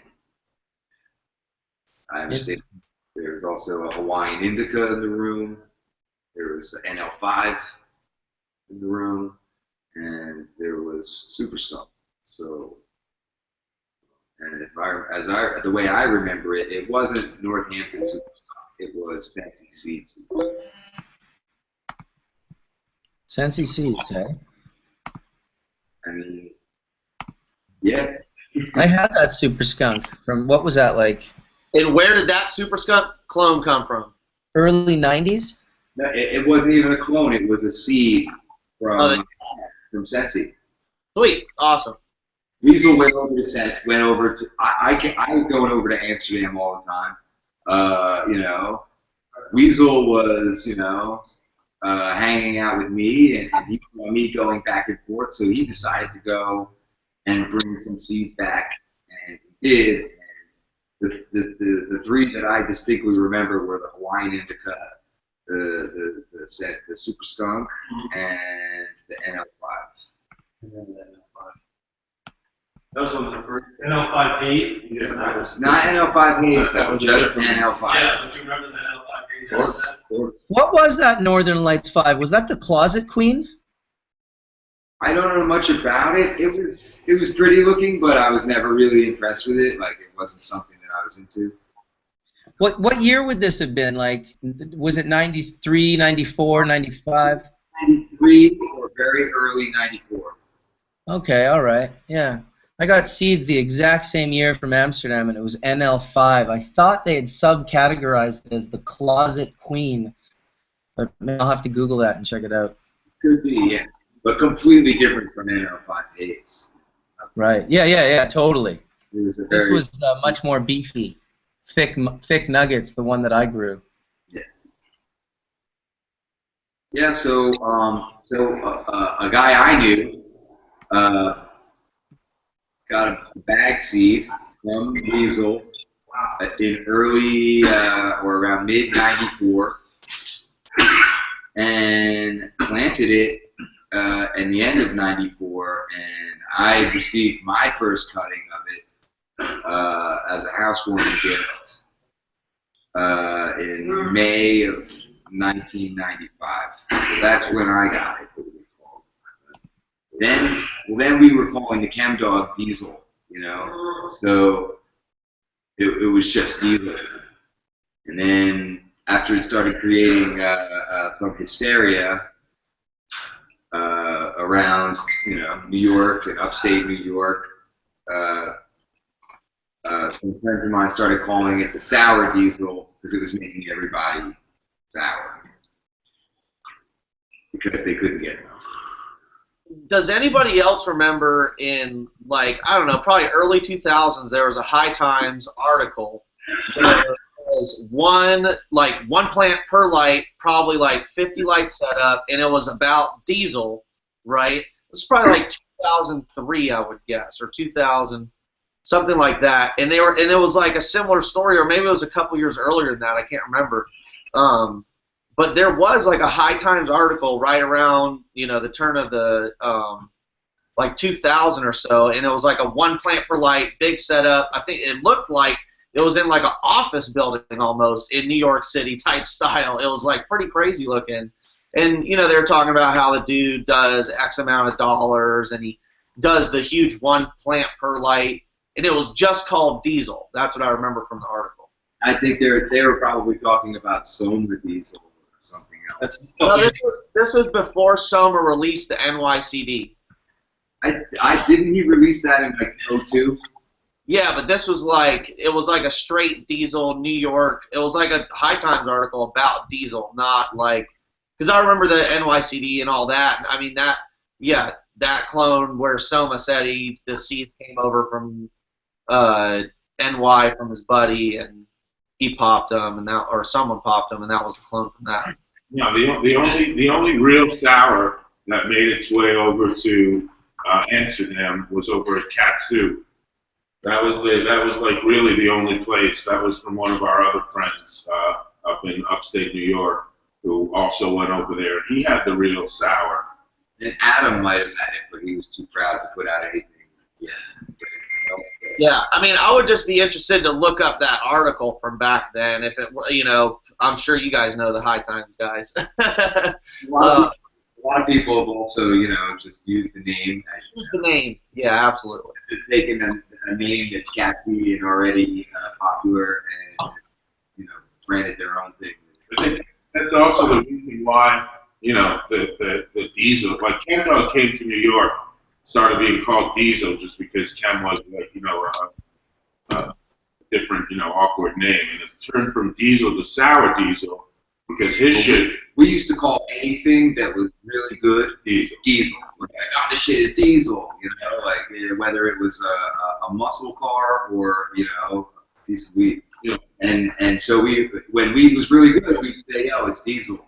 And when the first time we encountered the Chem 91, I turned to my friend and I was like, yeah, this is the Diesel. There's no other Diesel from now on. Like, we only refer to this as the Diesel. And so that's how the name really came to be. No, but the legend of AJ and Sour came because this guy grew it so well, you know, that from there, and then it was so hard to get that people would become sour over it. You know, in terms of why maybe there's a story about how he got the name Asshole Joe, from this thing at Wetlands. But this is the asshole that had weed that was so good that he could sell it for anything. For let's say 2 to 3 times more than a pound of head stash would go for in New York, which also made him an asshole. But one of those things that, like, a lot of people were marking it up very high. It was selling for as high as like $1,500 an ounce. So a lot of people were like price gapping it heavily, and I think that helped to sustain my nickname as Asshole. Yes. Because everyone who would sell it for those outrageous prices would say, "Oh, don't blame me. It's this guy. He's charging." This asshole. But, Did he say 1,500 an ounce? It required a lot of effort. At the time, most of the people that even were fortunate enough to be able to buy it could afford it. And if you didn't pay for it, then you were the asshole for not getting it. And the hookup wasn't the price; it was just the fact that you were getting it at all. That sounds like some Manhattan herb. Yeah, well, there was protocol involved. You didn't want to step on the toes of your upstream. So there was always a more and more of a markup. Just because of how limited he was in terms of the people that he dealt with directly. And we knew each other, for example, but I didn't work with him directly just out of respect for the guy that introduced us and just how shit typically works, Kemp guy just mentioned that the Super Sativa Silver, or what is it, SSSC, the Super Sativa Seed Club, got their skunk from Sam the Skunkman, and also the Hawaiian Indica 7 came from him as well.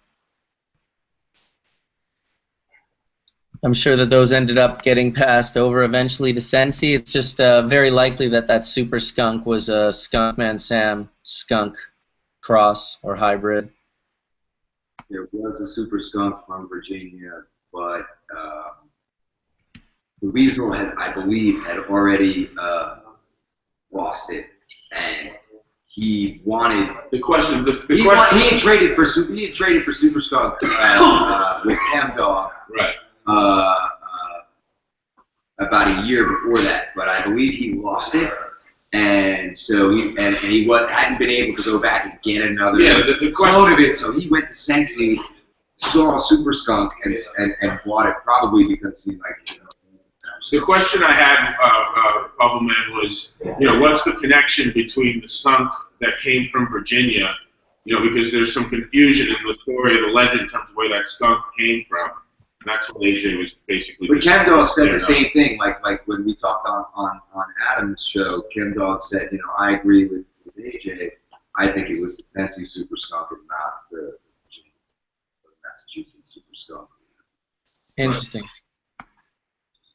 Right, so it's not the Mass Super Skunk is the Virginia skunk cut that came from the dude that's the Skunk VA Chem 91. Is that right? This is completely different from the Sensi Seed Super Skunk. Right. But the Skunk VA cut that the dude took out with him to Tahoe or whatever, that guy, that's the dude that the Virginia skunk came from. Is that correct? I couldn't say. I don't know the guys from Virginia. Yeah. Right. Well, that's where like this supposedly the Skunk VA Chem 91 cut falls into it. Supposedly, I don't know. I wasn't there. Yeah, no, I think you're right on that, man. The Northampton Super Skunk came from down there originally. Yeah. One of the guys from Staten Island that I was getting chem from in '93 moved out to Northern California. I took the chem with him. And those are all people that Chemdog was given cuts to or through that network. Yes. And when I was in LA in 2002 or 2003, I was hanging out with a guy, and we started smoking and talking, and I wound up going to his office, and he showed me a pound of Chem 91, and I was like, holy shit, this is and no, this is everyone. right here. So, you know, 2012 through the other guy from Staten Island. Yeah, Bubbleman, this is the Chem 91 cut right here. We're gonna try to get a little. And tell us about that a little bit. This Chem 91 is actually from our friends out on the West Coast in Cali, who are East Coasters, who used to hang with us on Fish Tour and have had, you know, access to those genetics, you know, for a while, and it's even tied into the Skunk VA crew as well. But these what year would that be on Fish Tour? Say it again? What year would that be on Fish Tour? Like what span of years? From what year? We started seeing fish in '92, and me and G started hanging in '94. So it was like, you know, early to mid '90s in terms of that. But our friends came out here from New Hampshire and went out to Cali and have been out there for a while.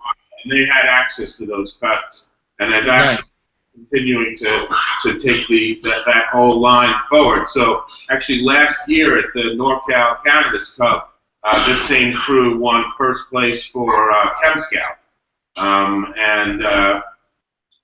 Anyway, but this is it, man. This is the real 91. This is if only Smell-O-Vision was part of this experience right now. It's pretty loud. Indeed. We wish. That's what we could all be sharing such good things. I only asked about fish because I was also probably around from 93 to 99 or 98, I guess, was kind of when I stopped going to see them. But I was around at a lot of those shows. Yeah, nice. That's well, so was I. And Dr. Mark, if you'll unmute yourself for a second and weigh in right now, we're going to talk about something related to fish. Come on, brothers. Yeah, well, we were all there. I got a funny story. So we used to grow the skunk #1 up in Fort Collins in early '92. We had original cuts, and Bubbleman, thank you so much for hooking me up with David. We've had a couple wonderful exchanges by email talking about NMR and all kinds of stuff. So thank you so much for that hookup.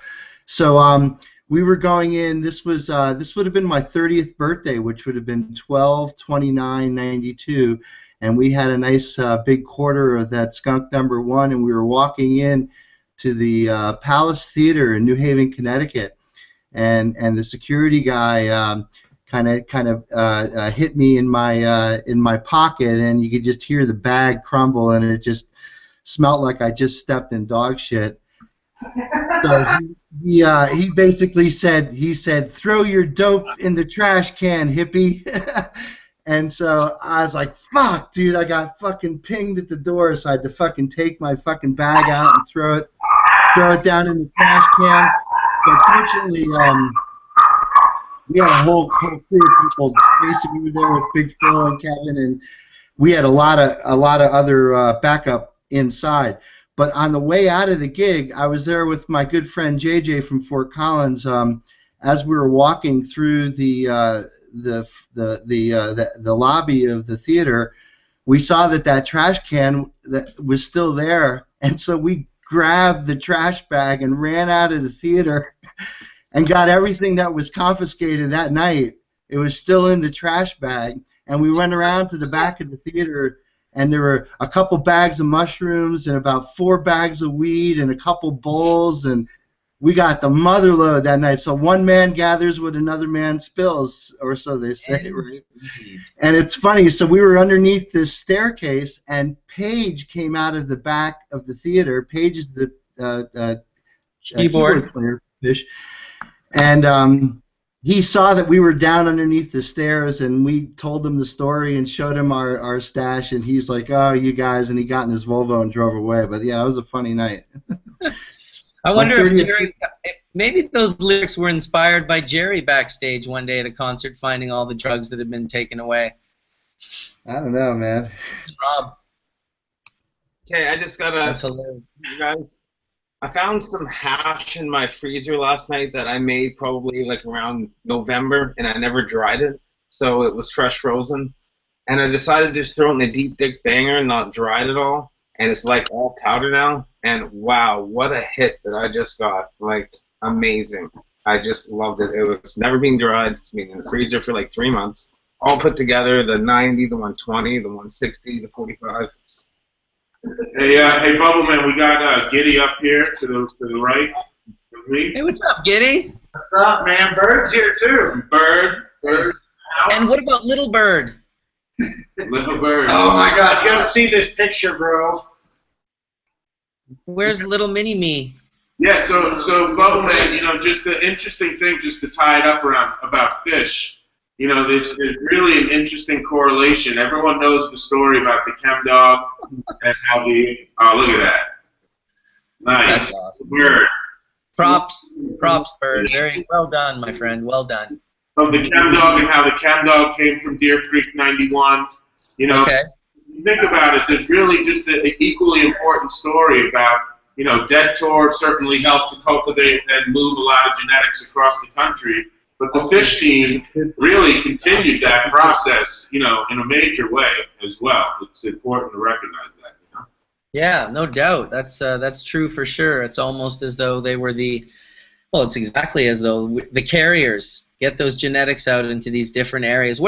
I got a good question for you, AJ, from someone who came from a point where, you know, you saw that these pounds of herb could just be sold for such an incredible profit margin and the value of holding on to a strain so tight. And now you see everything that's going with medical, and it's changing, and now you got like little kids that require this medicine for seizures, and other people that are trying to shrink tumors and metastatic brain tumors and breast cancers and all sorts of terrible things. Like, do we share the genetics? Do we get the genetics out there, or do we still hold on to them pretty strong? It's funny because there is a lot of, like, you know, rumor and hearsay that I ruthlessly held on to the genetics, which is completely not true. I did for many years. I sold them, you know, and I was, and not even in a discriminating way. Pretty much anyone who wanted it, anyone who could afford it, I would sell them a tray, you know, and I gave it as a gift to a lot of close friends of mine and I knew every time I gifted it that, you know, that meant that someone else was going to gift it at least 5 times, and that all those people were going to gift it 5 times. I mean, it's really hard to have something that good and keep it from, like, your friends and people that, you know, that desperately want it, especially when there's a vacuum and you can't produce enough. But I think that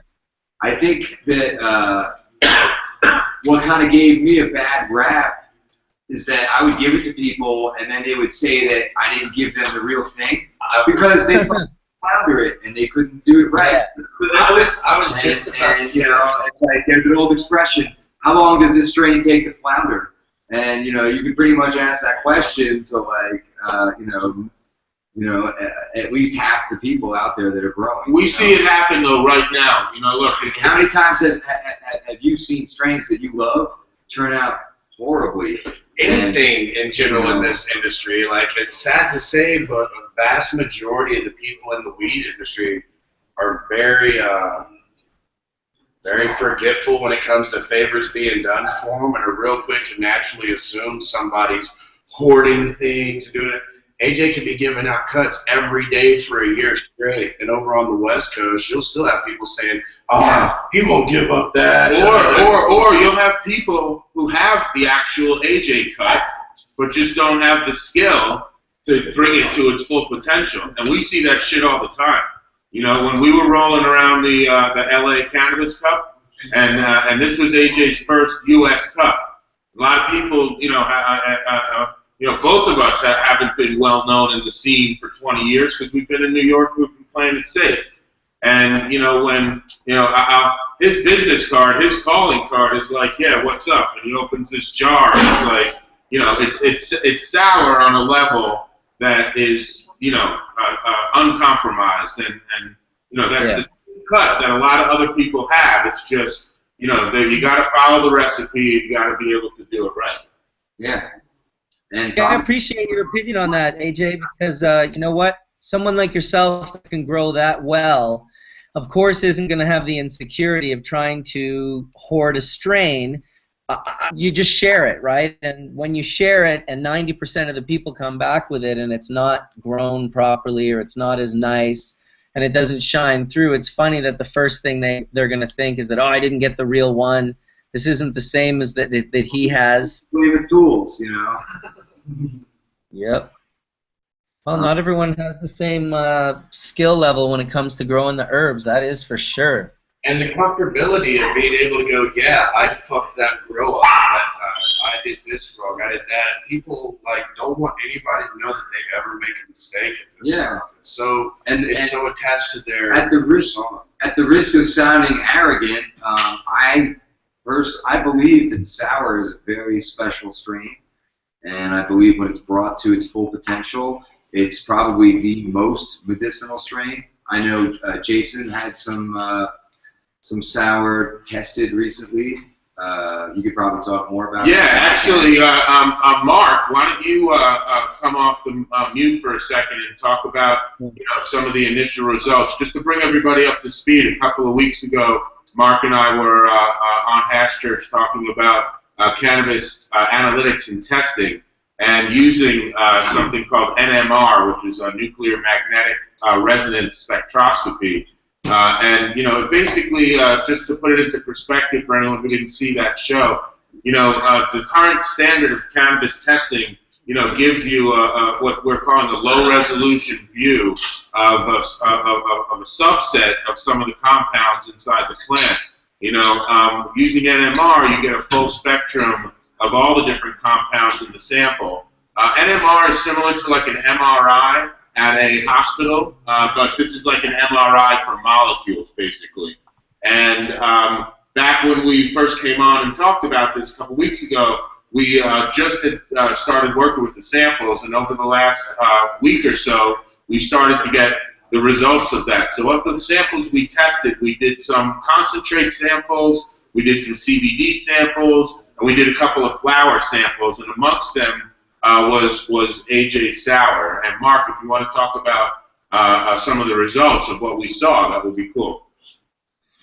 Yeah, so I mean, it was a really clean sample, and the way in NMR it's clean is that the way that the magnetic resonance phenomena works is that when the sample is really clean, you get a very, very sharp signal, and it almost rings like you're plucking the proton itself. Magnetically you are, and as it sort of reverberates, it kind of rings. And the one remark about the AJ Sour sample is that, man, it was just really, really clean, number one. Number two, it had a lot of information down in what we call the fingerprint region. So, I mean, it's easy to see the THCA molecule that's in there. I think that this particular sample had a really very, very clean, not any of the decarboxylated material. So when you look at the majority of the sample, what you're looking at is basically the NMR spectrum of THCA. So you kind of got to see beyond that, kind of like the forest through the trees. And what we found in the fingerprint region was a whole multitude of peaks that we believe belong to the most fragrant terpenes in the essence of the oil.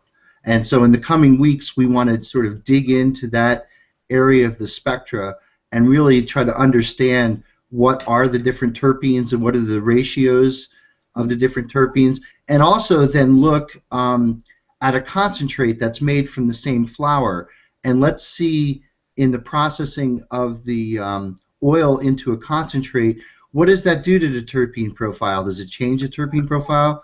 Does it make the terpenes go away? It'll be really interesting, and hopefully in the coming weeks we'll have lots of results to share on that. Yeah, I think, and that's part of the plan, is to be able to compare, flower samples to and concentrate samples of the same thing. The other thing to consider, just a real good analogy for NMR. It's like if you're looking into space with a telescope in your backyard, and the resolution that you can see. This is like looking at space, from the Hubble telescope in orbit. It really gives a much broader view. in terms of the different compounds in the plant, and really requires the interpretive analysis of a guy like Mark or guys who run these machines on a daily basis to be able to really interpret it. And part of the plan is to start to build a library of different samples, and then have a database engine behind it that could start to do a lot of the comparative research behind that as well. So this is all stuff that's up and coming right now. Mark is actually going to be giving a lecture on using NMR at the ASA Unity Conference in Washington, D.C. at the end of the month. So we're going to be debuting a lot of that data. We just got sidetracked with the science, which is great. But back to the original point that we were discussing, I've never hoarded it, and I believe that everyone should have it. I think it's superior to most other genetics that are out there, and I think the world would be a better place if everybody had real good sour diesel, and that's all I'm trying to do, is make enough of it, and through consultation, through hands-on cultivation, I want to provide it for anyone and everyone. It's not just sick children and people with cancer. It's sick fucking minded people out there that are doing sick fucking things to the world that need to fucking learn compassion and need to stop and think about what they're doing. And I think sour diesel is a fucking serious vehicle to get people that are very thick-headed to come around and realize what they're actually a part of and what the fuck they're doing to the world. And I think that's the most important thing, because I think when that happens, I think there isn't going to be so much cancer and sick people and seizures and all this other illness that the world is plagued with. I think it comes from fucked up leadership and fucked up, motivations. So I'm not trying to contribute trying to alleviate that sickness, and that's all I've ever tried to do by producing the best medicine for myself and my friends, and then what snowballed into the whole world wanting to get it. Yeah, but again, it's not just the cut or the strain. It's how it's done and how to bring that strain to its maximum potential. So, it's one thing, in terms of, here's the half of the genetics out there, but getting the privilege to have it done according to the right method and recipe, is really where things are kind of going in the future, and that's part of the strategy in terms of getting out to Denver and leaving New York and being able to have him operate in a legal regulated market, where some of the concerns really could be focused more on high quality as opposed to how to grow in urban environments, which is not easy, and can't be done in a way that can get this to more people that need it. There's always been a huge limit in terms of how much can be grown just based on the circumstances of what it's like to grow in urban, and especially not just an urban environment, but a New York City environment where it's it's not cheap to get space by any means. I just wanted to say goodbye to everybody real quick. I'm gonna go see my mom's and go do some family stuff. Good hash church. Yeah. Good seeing you guys soon. And while Happy birthday, Gibbs. Wall Street and finance and rich drug dealers might have paid a fortune for the work I've done, but I've also always gifted, that afforded me the luxury to take care of people that couldn't afford, high prices, and that still needed, what I had, and I was almost like a Robin Hood. I took from the rich and I gave to the poor.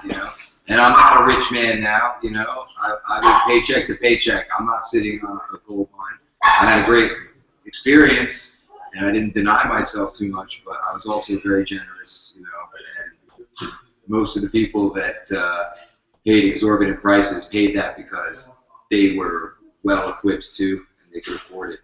And they were cool enough to get it. there was definitely a limit to who even had access to it, even if you could afford it.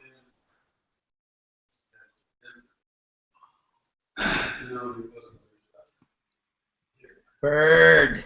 What's going on, buddy? Good to see you, dude. Yeah, likewise. You flying out next week? Flying out next week, dude. I fly out in like a day or two, like 40 hours or something. I just got home 3 days ago. Yeah, Bubbleman, I'm going to miss you this year in Barcelona, buddy. You're not going to Barcelona? Why not? I'm going to be at a cultivation symposium in Seattle that's going on Tuesday, Wednesday, and Thursday. And then I have back here in Denver. I'll be back here in Denver. So AJ and I have a place out here now, so I don't have to deal with the hotels and all that. Well, sorry, we're staying at somebody else's place temporarily until we get our real place, right, so to speak. But that's going to take some time. So I'll probably be out here at least through the end of the Cannabis Cup, and hopefully by the end of April, we'll have a more permanent spot in Colorado. Nice. I'll be flying out on Tuesday, so I'll be there Wednesday. All right, cool. Yeah, I think I'm supposed to be around there the same, either to land on Tuesday, no, to land on Wednesday as well.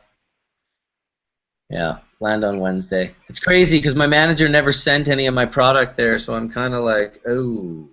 Still want to go do Hash Church from Ben Dronker's hemp museum there, that 15th century building that he's got there. Yeah, I'm going to miss it, Bubbleman. I remember that's where we met for the first time last year.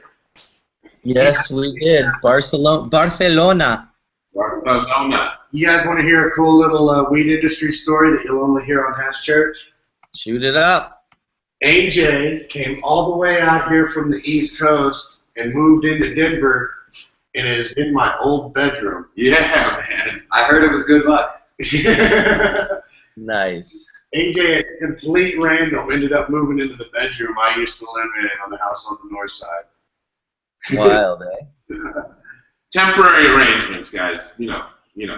Let's get it straight.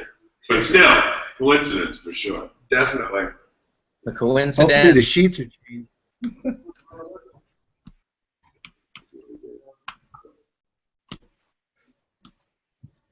No, Aaron was not on today, Turpentine, who's asking that question. He's in Ottawa right now, and I believe they're having a meeting in regards to some sort of business or another. That's what he said last week in Hash Church, so I'm sure he'll be back next week.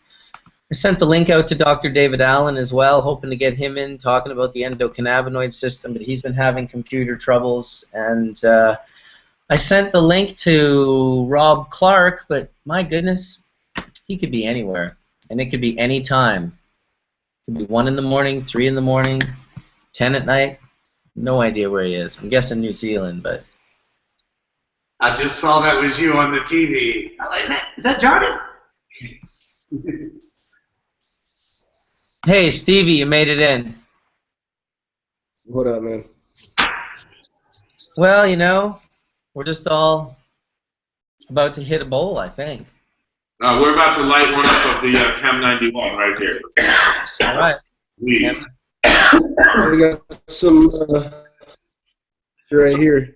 My first time actually showing up with the intention of being on Hash Church. I've seen a couple of the videos, but I'm still actually pretty new to this one, man.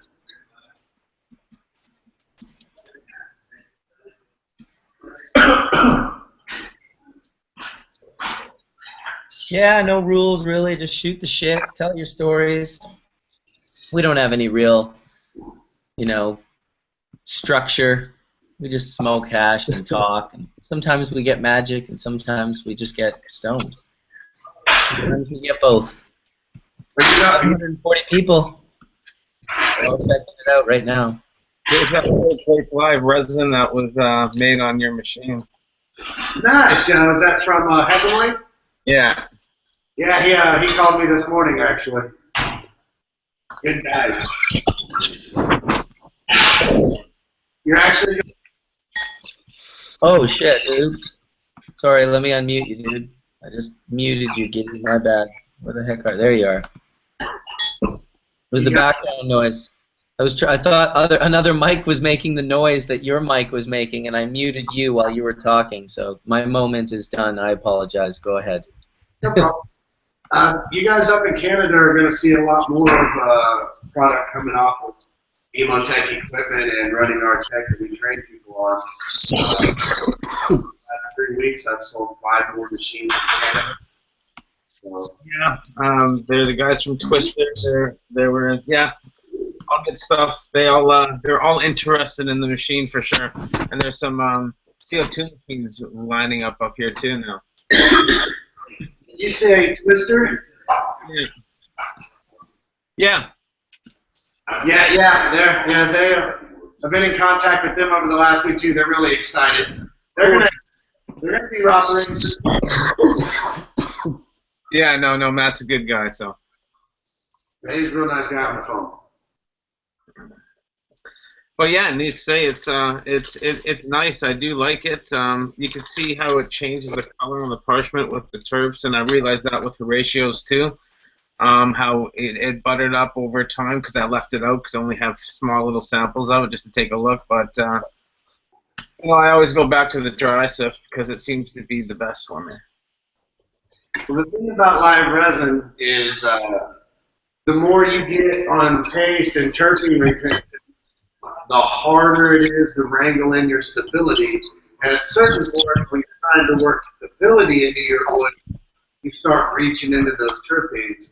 The cool thing about the way we run live resin is you have such abundance of those terpenes that you can start to eat until you really want to increase your stability. Terpenes are oily when you have that mixed with your the way we put it out, it'll fractionate. That's why we see a lot of sugar wax when we do live resin, which I personally like. I don't like to work my live resin into a shatter, although I've seen some really good live resin shatters. Well, just as everybody was talking there, I found some, like I said, I found some old nice hash in the freezer that's been sitting there. It was live, fresh frozen, and I just let it freeze the last 3 months. I haven't touched it. And I threw it in the deep dish, and the terp hit that I got from that was amazing. Totally. Like, that was like, wow. Like, I was just like, that was a whole new and a whole new high that I experienced. That's why I was kind of excited and didn't realize showing your baby and stuff. But anyway, and interesting, the more about the terpenes and how everybody's doing it. But anyways, yeah, it's cool. Nice to be making your way up here one day. You can stop by and say hi. Yeah, for sure. I'm going to be up there, I'm sure, soon. I'm just always scared to try my luck in the country. You guys want to see some of what I brought? Yeah.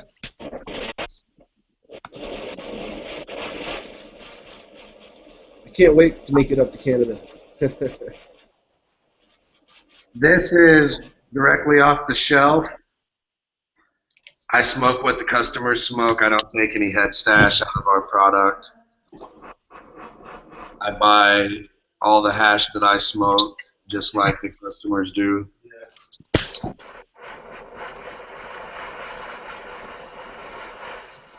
California calling me for some reason. Oh man, people. So yeah, you know what? It was pretty cool because I was just thinking about that with everybody, and I had that just that fresh frozen hash that wasn't cured, and now talking about this whole rosin and terps and that, and haven't done it with frozen. I got some sitting there, so I'm just kind of curious. And throwing it in that bowl, it was so tasty. So I mean, all these new things around hash and terps and everything. It's just cool stuff, guys. On that note, I'm doing another bong rip. Good shit. Is that an ashtray in here for the joint? Yeah. Inspiration when we were hitting everything on the sublimator. What was your thoughts on that? Sublimator? Oh. What are you talking about? Like hitting the no melts on the sublimator? Exactly. I'm throwing them in here now, and they're working fine. They're actually evaporating. They're almost. You're filling your dish with the no melts? Well, not no melts, but not no melts. You just scared me for a second there. The sublimator rips would just cake up your. That was 25. I was thinking about putting the 25, but I just did that all of the stuff that was on. I did all that.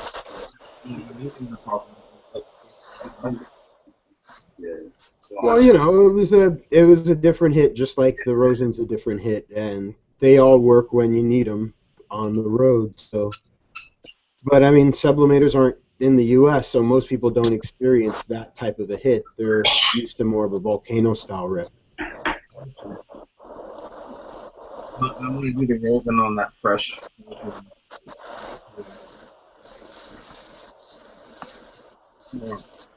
Well,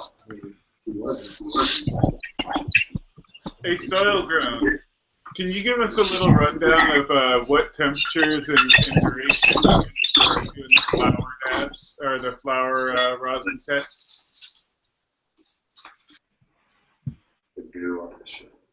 Oh, he's muted. I'm not sure if you heard the question. There was a bit of reverberation through the mic there. Might have to ask it again. Can you hear me, Jeff? Something about temperature. Yeah, I was actually asking what temperature and duration are you doing for your flower tech with a flat iron? 325 seems to be like the sweet spot as for getting like a decent, like a good flavor and good yield. But I press for like 2 seconds. I mean, with the press, it seems to push it out, you know. So I don't really think it's necessary to hold it any longer. Otherwise, yeah, you're definitely gonna have some oil that has no flavor. So when you use the larger, what do you press for 2 seconds with the T-shirt press or just the? Yeah, exactly. Like this little guy right here. 2 seconds, bammo.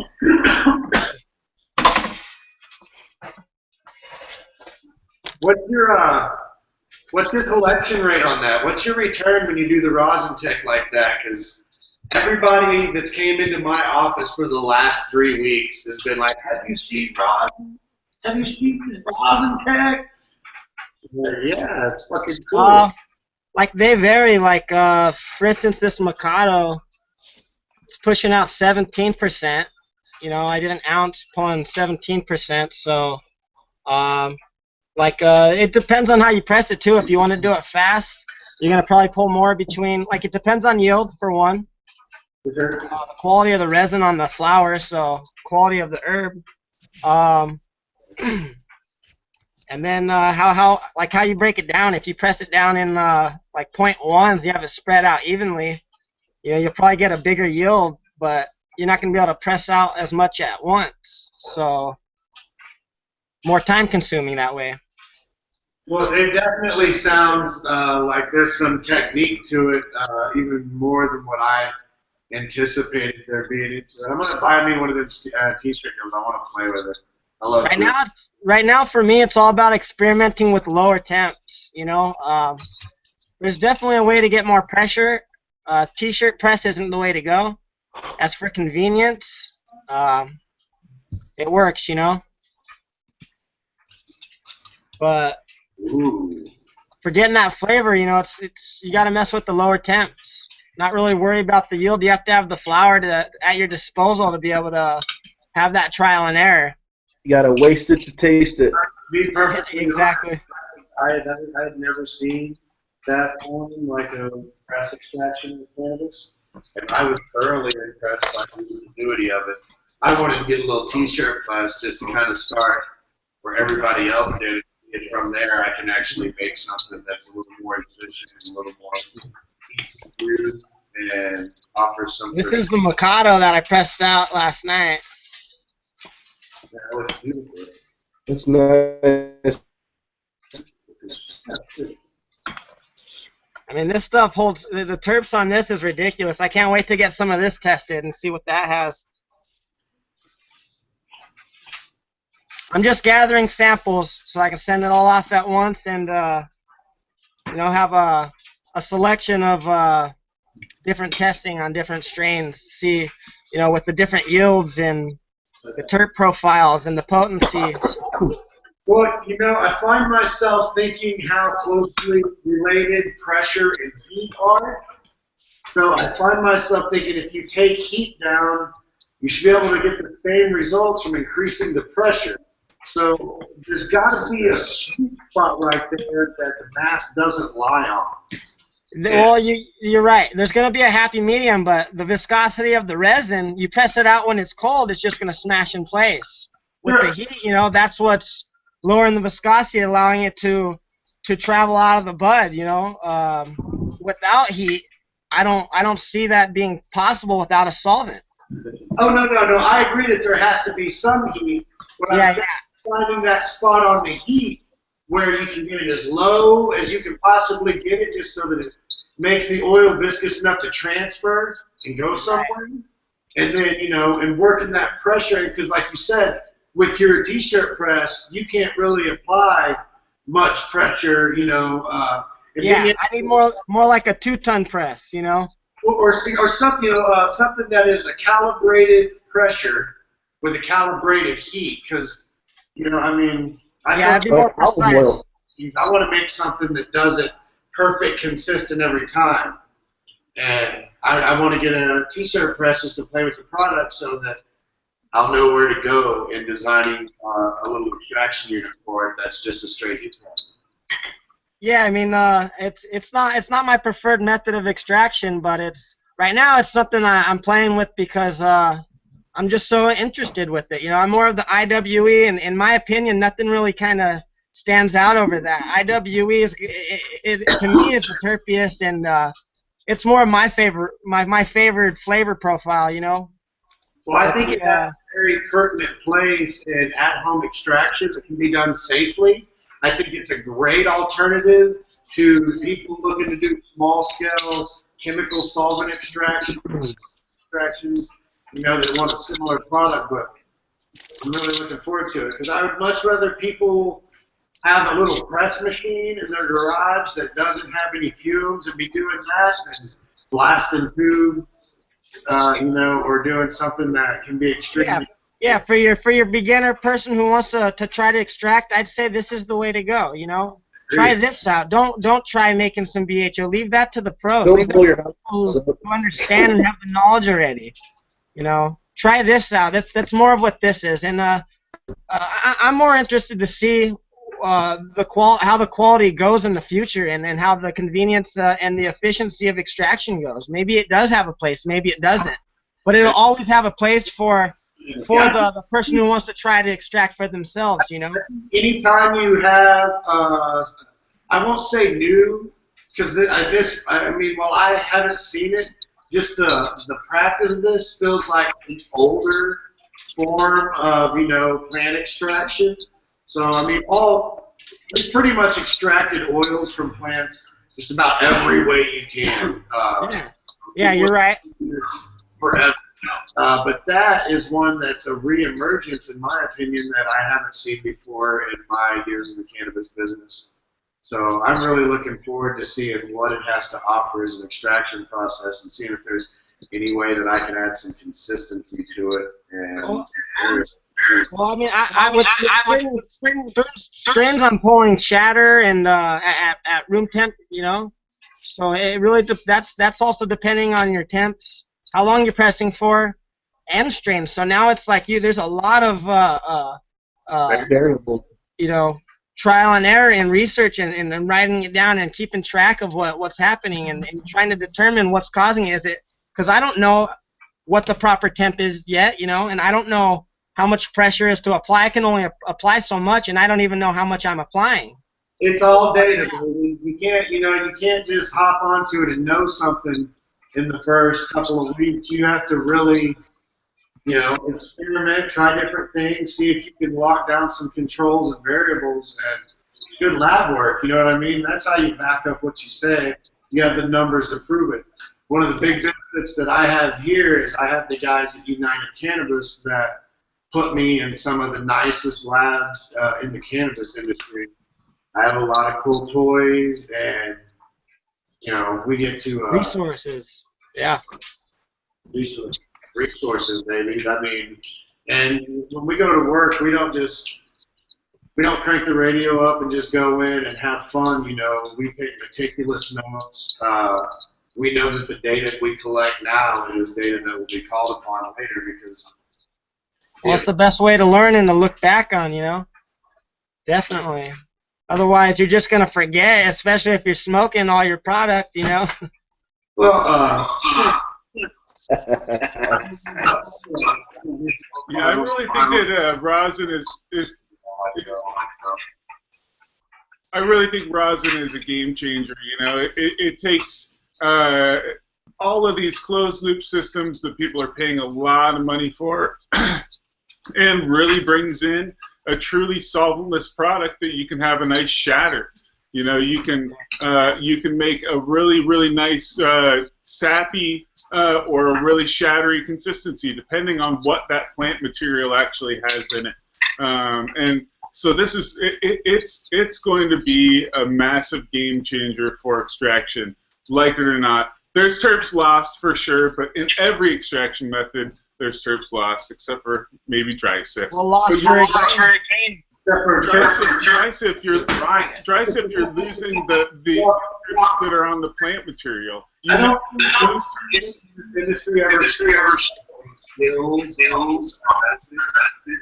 going to have people who prefer what they prefer, and you're always going to have fans of one form of another. You know, so if you're in the cannabis business and you're making concentrate products, you have a market for CO2, butane, rosin, ice water, dry sift. It's not gonna kill anything, but it will show up in contend with other ones. I think it'll be a real popular. I think even within those markets, Giddy, you also have different finishes. You know, within each of those tests, you know, so it's really. And that's what I don't anticipate being able to pull off like a live resin-ish style rosin. Right. No, but what it does is freeze dry it and press it. It puts a quality of resin into the hands of people that would otherwise not have the ability to buy a machine or a set of bags or even screens. They can literally make this shit. Put it this way, the popularity of this is probably going to put butane extractions, and the popularity of butane extractions, I bet you it shadows over it. Because this is just too easy. It doesn't even involve fucking cans of butane. It's non-explosive. It's not dangerous. It's just, watch Jeff do it again, dude. Like, he pressed some hash earlier. You see this perfect golden hash or oil squeeze out of the hash. You know, you want to make another little batch there, Jeff? Maybe Soil Grown wants to press some nuggets on church here today. I'm down. I'm set up for it. How the how the beginners are really looking to do like technique, and maybe for a beginner it would be good. And then there was a comment about how as far as BHO, leave it to the pros. And most of the BHO right now is actually made more by pros. And getting up Giddy's point about United Cannabis or the work that Mark and I are trying to do. We're really trying to bring more science and that equation. I think it's really, almost 3 different communities of hash makers, right? Your beginners who could work with the rosin, and then but it's important, I think, to separate the bros from the pros, and that's why as the industry progresses and we're able to bring more science into it, it's really being able to take things forward. I just built a cold press rosin machine. Nice. I was in the other room. I just built one. Soil Grown's about to press up some nuggets, and Jeff's about to wrap up some, I guess, 3-star 160 or something in his little screen packet that he wraps. He wraps it into or I guess this is you pre-preparing it for. So this is how he prepares it, just as a quick little heat. Gets it all gummed up, rolls it into a little ball, wraps the ball into a little piece of 25 micron screen that he got from a bubble bag kit. So twists that up into a little ball and then gets that into the parchment paper. I'm not sure what Soil Grown is doing. His tech might be a little bit different from Jeff's, because Jeff's doing rosin on hash right now, an upgraded method, and then Soil Grown's doing the squishy buds, squishing buds.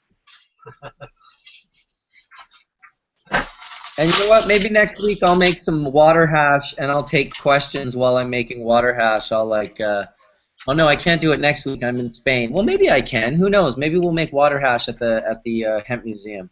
See how that goes over. You got that all balled up there, Jeff? Here, Jeff. I just squished up some Skunkman Chem91 into some rosin, and it tasted fucking awesome. I mean, I'm a skeptic. I was totally blown away using the hair iron and squeezing, you know, dank herb and getting the exact flavor out of it. I mean, I have a Lemon G over here that Jeff and I, it's a Lemon G TK Stardog cross from Phil at Mindful, and man, it came out like the holy water, like what they sell in the Bay, but it's like, I mean, we couldn't even scrape it off the paper, Jeff. Yeah, I mean, tiny little, like, pinhead-sized toke, and it's all flavor. I mean, I was amazed, man, and I'm that's what I appreciate about your perspective, Fletch, that you are willing to, you know, I've found so far the people who've really been the most anti this rosin are seemingly people that have not even tried it one time. I agree with that. So I've, of course, I tried it. Try it. I guess Go ahead, Soil.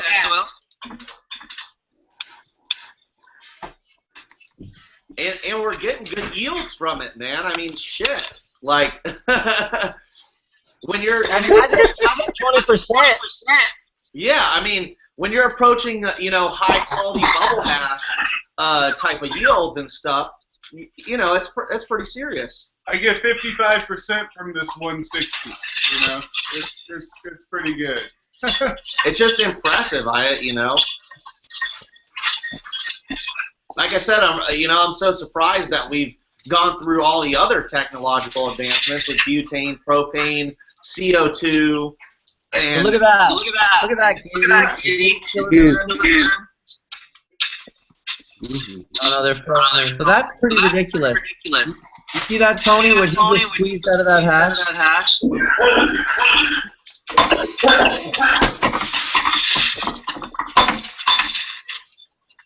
All right, so we're wrapping the machine in parchment paper here.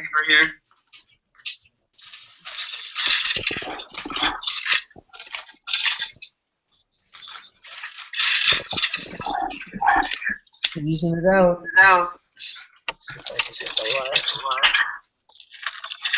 All right, so show us what you got. Oh yeah. And it's great. I'm not see it. Yeah, I can see the little coating everywhere. Yeah. That's toothpaper stuff.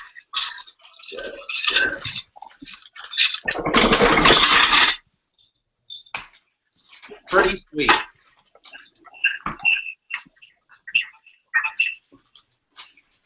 Worldwide. Interesting. I mean, one of the real interesting things about it, I mean, is regardless of whether you like it or not, or you think it destroys whatever or not,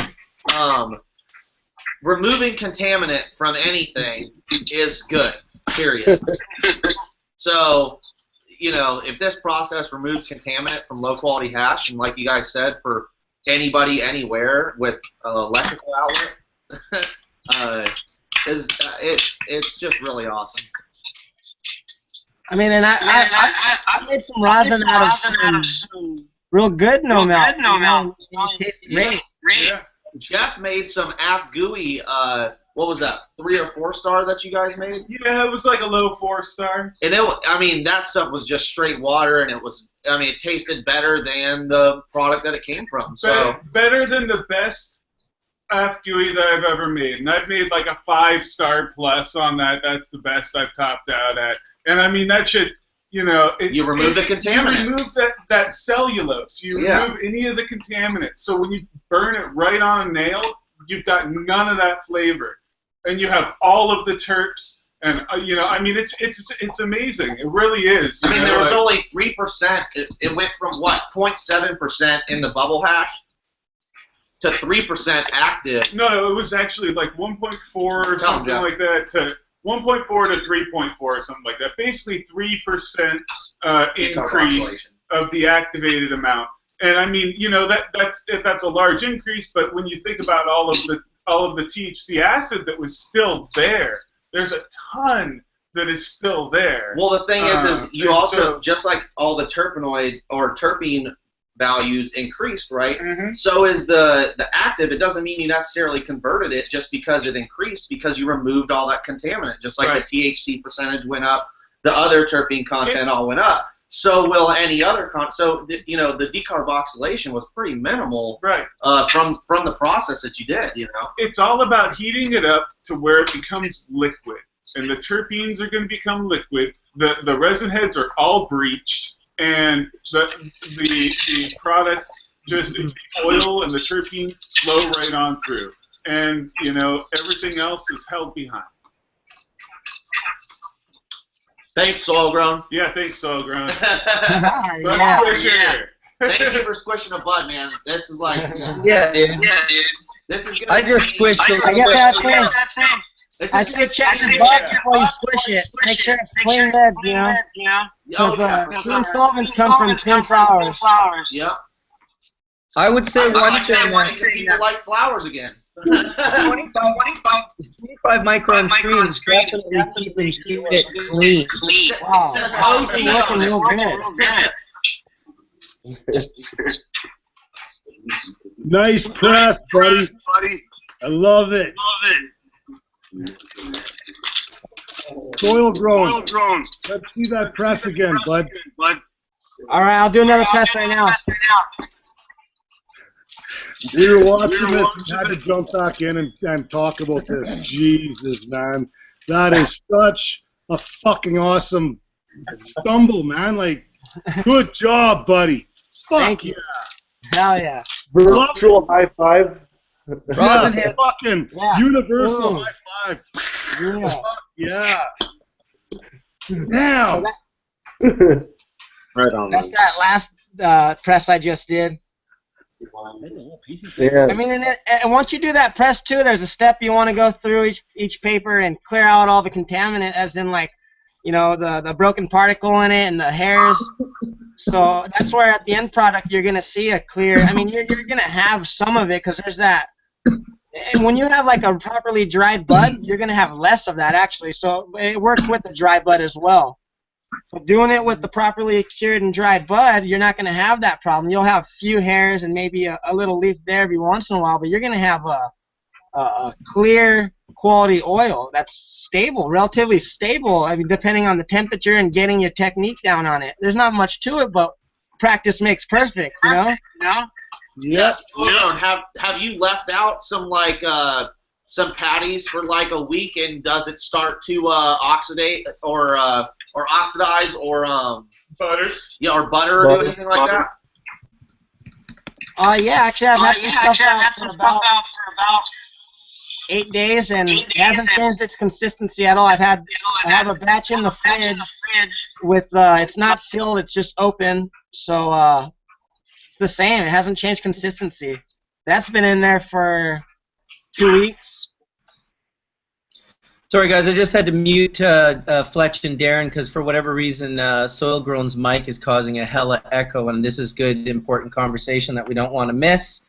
So we'll just have to go a little bit slower, and let's try not to all talk over top of one another as well, guys. I know it's exciting, but we'll keep on point, and anyone that wants to say something in a particular subject can type it into the chat, and we'll make sure that we won't go past it, and we'll make a point on bringing up each person's point that's important, because it's important. Someone mentioned this is why it's great to share tech. This is why it's great to not try to own tech. You know, just share it, pass it on one more time. You know, Soil Grown could have held on to his his new discovery through the help of rosin, I suspect, Compassion, the original rosin guy, who was not using a hair straightener or any type of press. He was simply using a double boiler back in the OG days and the IC Mag days. And that was, he was actually the roommate of Matt the Great Gardener, so a small world, hey? Let me get some buds ready and I'll set up, do another press. Dude, I'd love to see the whole press. We'll give you like the floor, no one will talk, and you can just go through the process the whole 12 seconds that it takes. Perfect. Where did you get your press from, Soil Grown? Actually, the press, dude, I traded a buddy a quarter of some flour for it. He had it for a while. It's an old Hicks, H-I-X. It's actually still in business, but it's an old model, dude. The older shit was built to last, you know. It works really good, and I'm afraid to kind of buy one of those newer ones, but I need to get one and see what's better. But it's tough, dude. It really is. What was that press used for before this? What was it made for? Silk screening, I would suspect. No, pressing. Yeah, exactly. I think like if you have a t-shirt press. Okay. T-shirt press. Yeah. So how you get the numbers on the jerseys? Yeah. How you get Haile Selassie on the shirt? Nice. Haile Selassie. Everybody's Googling t-shirt presses right now. Richard, I just hit that dry sift that I made while those guys were doing theirs.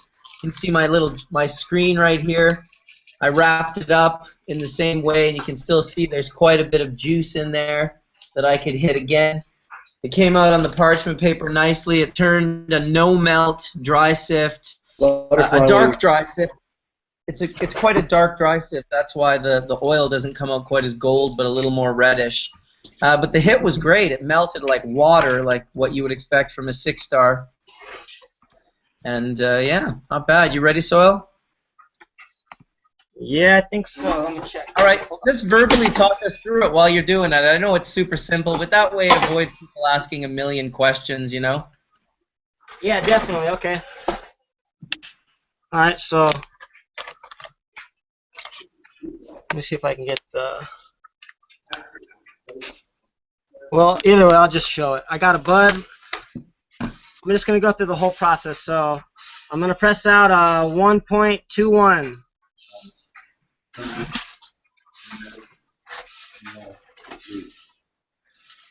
I love how hash making is constantly evolving and changing and taking on a new face.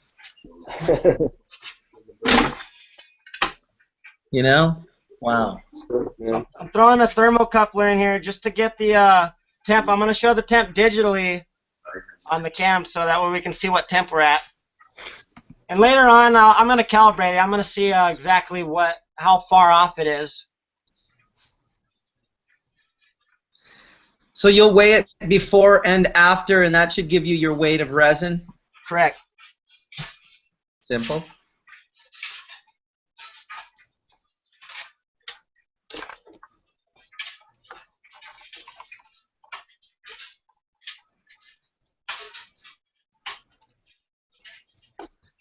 You got the Ninja nail going? What is that unit? It's a turtle case. I yeah. do custom cases, so it's my own. Nice. So let's see, we're at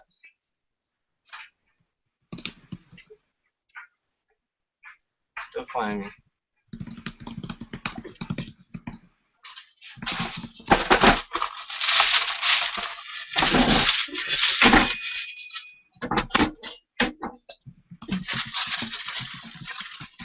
Sometimes a bud gets stuck in the press and you forget. They stink, so don't let that happen.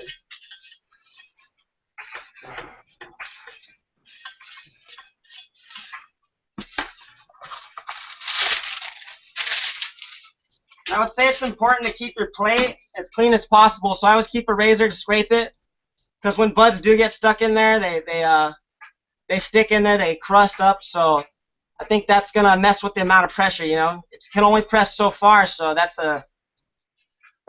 just to keep it out. Have you tried using the Teflon paper from D-Nail? This Teflon oil slick paper instead of the parchment? No, I use parchment. I haven't used that yet, but I've been hearing good things about it. You should try it, bro. I think you might find it interesting. You can go to a much higher temperature without any worry. Your product won't push into it the same way. It doesn't breathe the same way. Tony was just talking about it earlier. You should. I bet you could even get Oil Slick to send you one. So we're safe we're safe using the temps, or using that with the temps, right? Because we're only at about what temperature is that safe to use to? It's for cooking, right? 400 or 500 degrees. 500 Fahrenheit. Get close to that. That's what I'm saying, dude. All right, so I like to break the bud down to, you want to have them anywhere from like a 0.15 to a quarter gram at most. I mean, when I'm really doing it fast, I do them at half grams, and the yields, that's where you're getting about 12% yield, depending on the strain. Like a strain you would get 17%, you're probably going to get 12 to 13 if you're pressing it in half grams. So you're looking at surface area being extremely important to allow the resin to escape the bud. Yeah, so it's perfect for all your larf, your mini nugs, if you do get that, if you're not cleaning up right.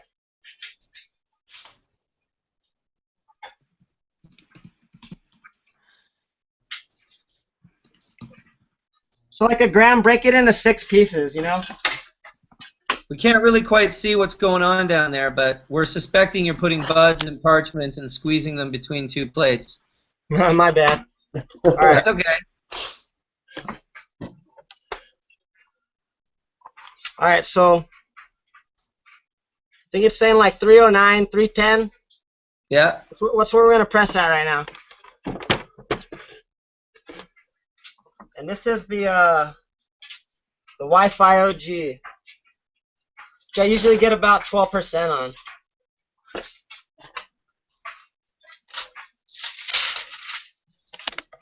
All right, so let me set that. You got 570 people watching you do this live right now. Nice.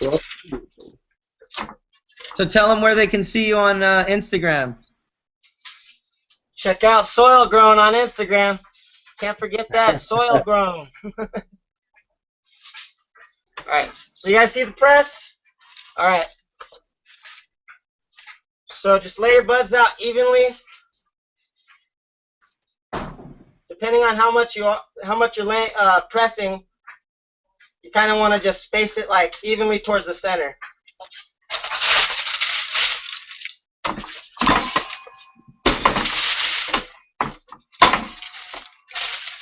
So really, that was a quick little, 2-second process. Set the buds on, put the parchment back on top, press it. Now it's time to scrape the sticky parchment papers. And if there's contaminant in it, first you want to go through, pick the little hairs out. Some people don't care. It doesn't really affect the melt, but in my opinion, it does affect the taste. So the more you get out, a little bit better taste. Because towards the end of that melt, the hairs start to burn. You get that like as if you were to smoke some scissor hash. Try to dab some scissor hash or something. The burnt popcorn taste, I guess some people would refer to it as. Contaminant.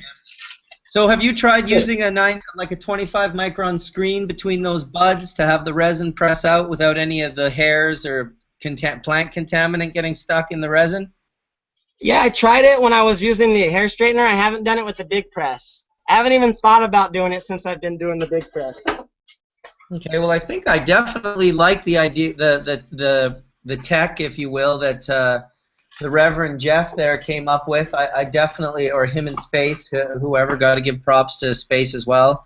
I'm definitely going to try that out.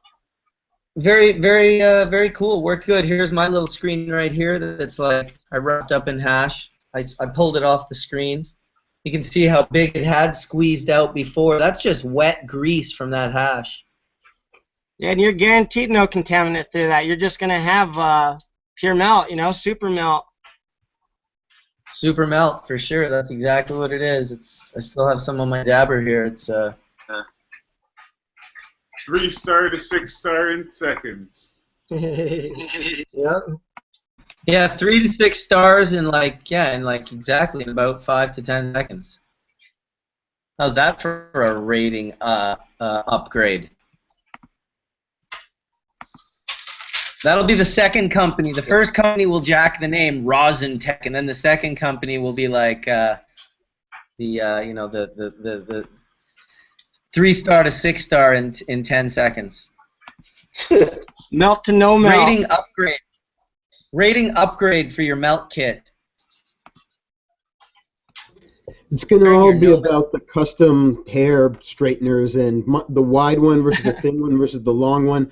I'm already thinking, and I'm like, no, I'm going to go get my roller press, the one I use for flattening metal, and I'll heat that up, and that way I can just drag it through, and it'll all be, because Jeff's tech is really the left to right. Jeff, your tech doesn't work as well in a press as it does in the hair straightener because you're literally teasing it in one direction.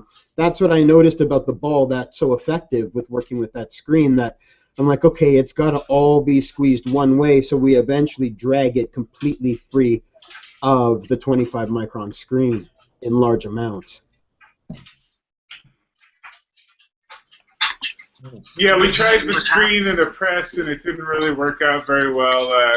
Broke up some screen really well, and but I think a press is really a good way. It's just, if you have something that's like a roller press, like you're talking about, that has a lot of pressure, that's going to flatten it, right? So well, I can set my depth so it's not overkill.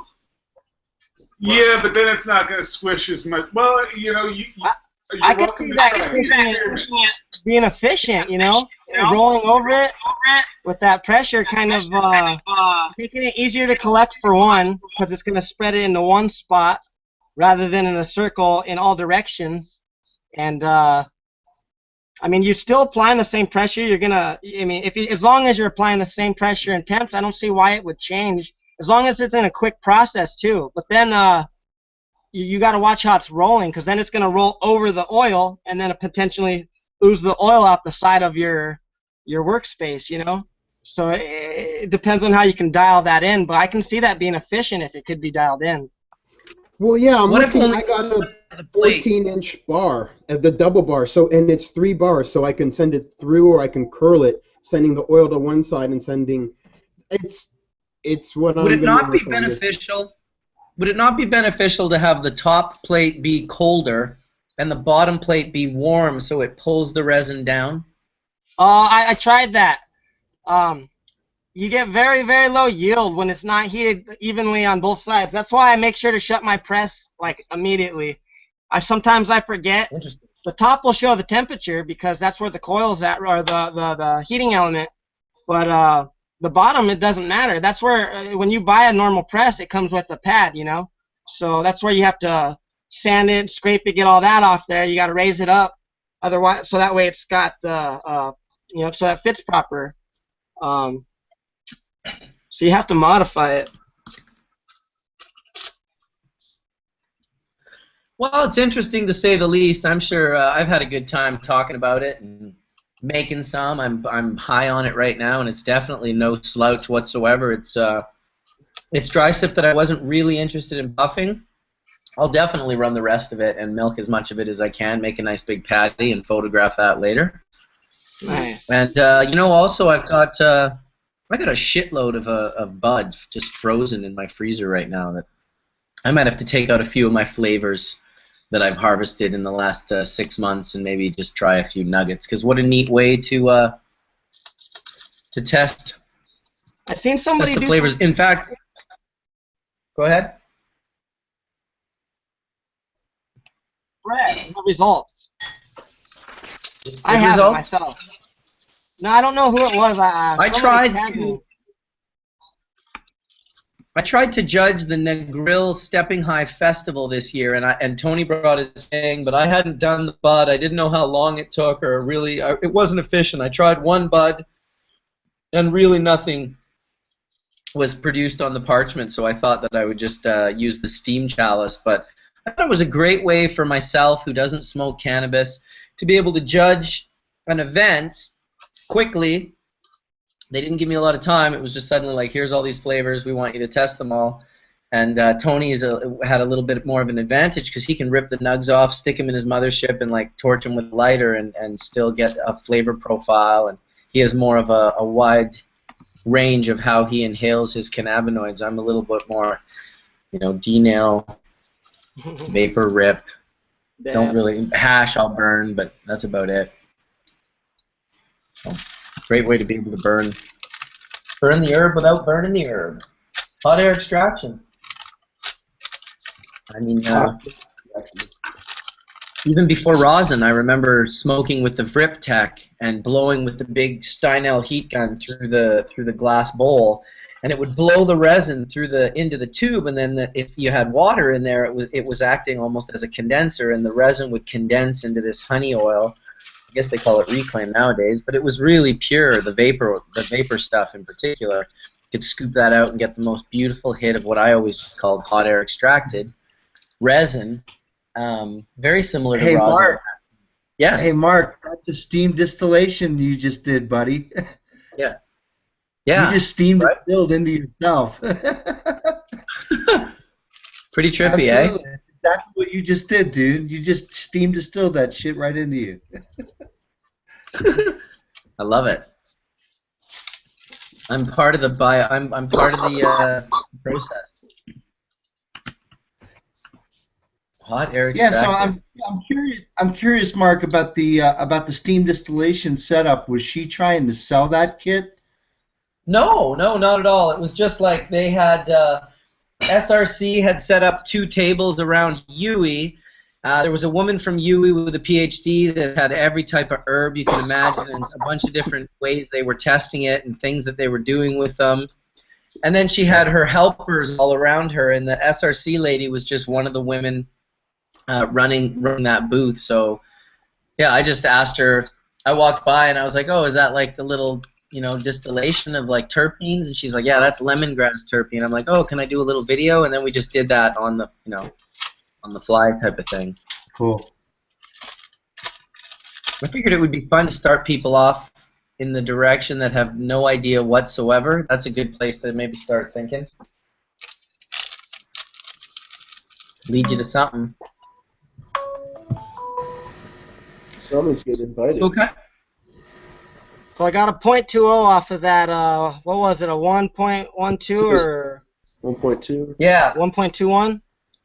1.2, I think you said. 1.2. So. Hey guys, I'm taking off. It was good chatting with you this morning. 16%. Peace, man. Peace out. Hey Jeff, thanks for coming by, dude. Much appreciated. Thank you for Nice chatting sharing. it up, man. Sharing is caring. Yeah. And thanks, Fletch, for the package. Thanks for bringing Jeff in, and yeah, thanks for being a part of Hash Church, guys. Great one. Much appreciated. Hey, Mark. Jake. Yeah. I just saw your mug in there. I looked over. I see. Right on, guys. Hey, you're not afraid to get sick, hey? I ain't gonna get sick, man. I'm tough as fucking nails. No, but let's be honest. Fucking D would not be over at your house if you were sick right now. No, you wouldn't. No. No fucking Remember way. when we ran out of there? Dude, I remember. That's the day I realized D does not fuck around with getting sick. No. Fuck that. Fuck. I'm on the end of it anyways here. Like, it's been a week and a half, solid week and a half. The only problem with me now is I get tired pretty quickly now, and that's about it. I got to let the lungs do their cleaning. Everything's pretty good though. Crazy, dude. Nobody likes getting sick like that, that's for sure. Nope, not at all.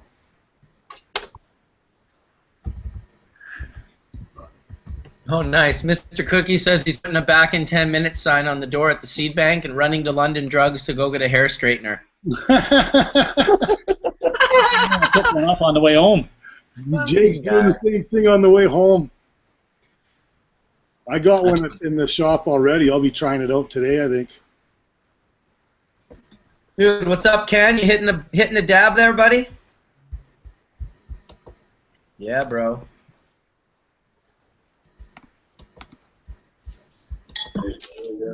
What's up, Mark? How you doing? Doing really good, man. How are things over in Colorado? Beautiful, man. Beautiful. It's like 65 today, but yeah, dry as hell, my friend. Ooh, that's nice for dry and hash. Yes, exactly.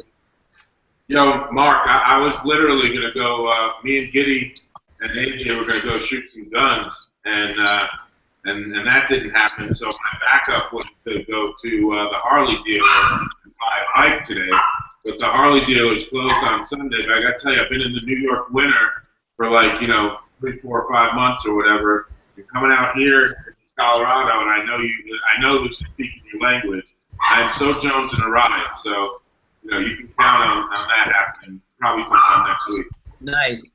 Yeah, I don't know why I haven't put plates on mine. It's been such a mild winter, but I guess because I've been away so much, I definitely. I'm sure Darrin will have plates on his sooner than later. This week. This week I'll have the plates on. You can guarantee it. Keep fresh air in those lungs. Yeah, we've got a real early spring as well. I'll tell you, nothing feels more badass than fucking driving with Darrin on the highway, side by side, like 2 fucking feet away, going like 100K. Cars ripping by us on the other side of the highway. Mountain going by us like at the equivalent speed that we're ripping at. That's fucking badass. Yes, it's a good feeling, brother. Big time. One of the best. Yeah. That's, ooh. That'd be a tough gig if you couldn't ride a bike anymore. That would be some nostalgia that could damn near kill you. Yeah, I know a few guys that are in that position now that have had bike accidents and are unable to ride anymore. But, I feel their pain. And we've talked to them about getting, trikes and stuff like that, but they're still just not able to pull it off. And unfortunately, right? But it's something I wish that I would like everybody, at least in life, to experience once, because it's the fucking best. It is the best. I like rolling up to the intersections in Vancouver with my Johnny Cash fucking blaring. Yeah. And just sitting there straight face like it's not even playing out of my bike. What? Yeah, I had an accident in 2012. I severed my hamstring in my right leg. I required surgery. And it's interesting because 2 things came out of that. One, I wound up, starting the process of my pain medication went way up after surgery, and it got to such a point that it was so high that the dose plus I gained so much weight that it was a really good catalyst to start the process for me to lose all the weight that I lost, and then start to become opiate free, which happened about a year or so after my motorcycle accident.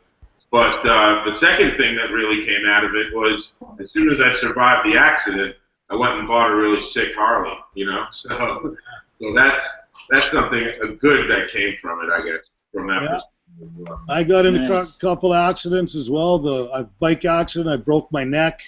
Little old lady cut me off. Broken neck, broken wrist, both arms dislocated, both legs dislocated out of the hip sockets. Wow. And it fucking hurt, man. It hurt a lot. But fortunately, I healed up good.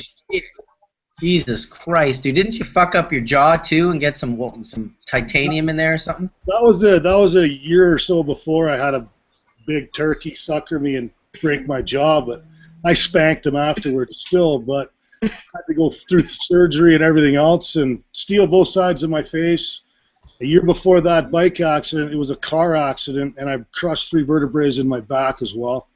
I bashed myself up really good. I'm really lucky to be actually sitting here with everybody talking or being able to ride my motorbike, and I attribute a lot of it to the mighty marijuana, guarantee, and a good stubborn no laying down rule that I have, pretty much. Hey, how's that for a quote? The mighty marijuana, guaranteed. You heard it here on Hashtag from the General himself. I'm writing that down for my new line of T-shirts I'm making. Dude, someone already made them and is selling them on eBay. Here, I'll send you the link. Yeah, you gotta keep up, bro. Shit's fast nowadays. Yeah, hopefully fucking send me a couple. Jeez. You're on the way already, dude. He's sending me the tracking number now. Nice.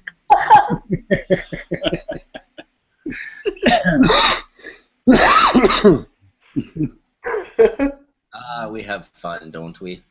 That's too good. When are you heading to Spanibus, Mark? Christ, like tomorrow or the next day. Not sure if I'm ready for a 10, 11-hour flight. Me and Jake will probably be down by the end of the week. Well, I'll be gone. Bullshit, yeah. We're gonna.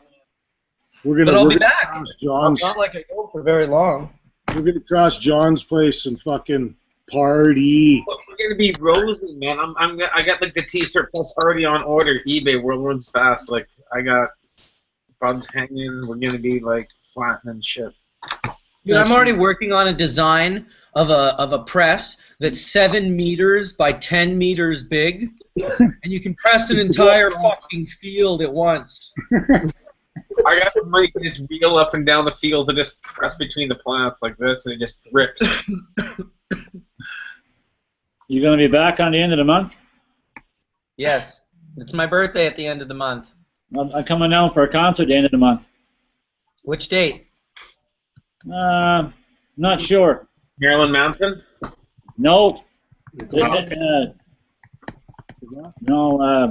Maroon 5. I don't know him. Yeah. It's the same night as Marilyn Manson. Nice. Well, you got a plan for your birthday, Mark? You gonna have a get together? You gonna have a dinner? You just some good family time? You know what, we were just thinking of really kind of taking it easy. We rented a 600-foot yacht with a helicopter and a giant waterfall. We were thinking of inviting the surviving members of the Grateful Dead along with Fish and a couple other buddies down to play the show, you know. Just something really relaxed and chill, nothing over the top. Nothing big, eh? Nah, dude. I don't celebrate my birthday, actually. I never do shit. Well, if we're down there, we're taking you out for dinner, I guess, or something.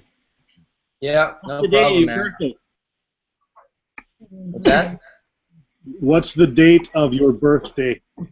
The true end of the month, March 31st. 31st, okay. Yeah. The 29th, we're coming down.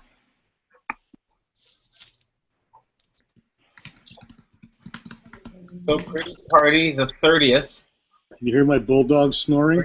We're gonna rent the floor of a whole restaurant. We'll pick one. We got a shorty bowl. Check them out. We can have our bongs hooked up. Everybody will be hitting the D-nails. Gosh. I'm coming down this week to get my mothership. Oh, what a cutie. Is that a puppy or a Frenchie? Yeah, he's 4 months. 4-month bulldog. Yeah, he's a shorty bull. Here's my girl. Look at her.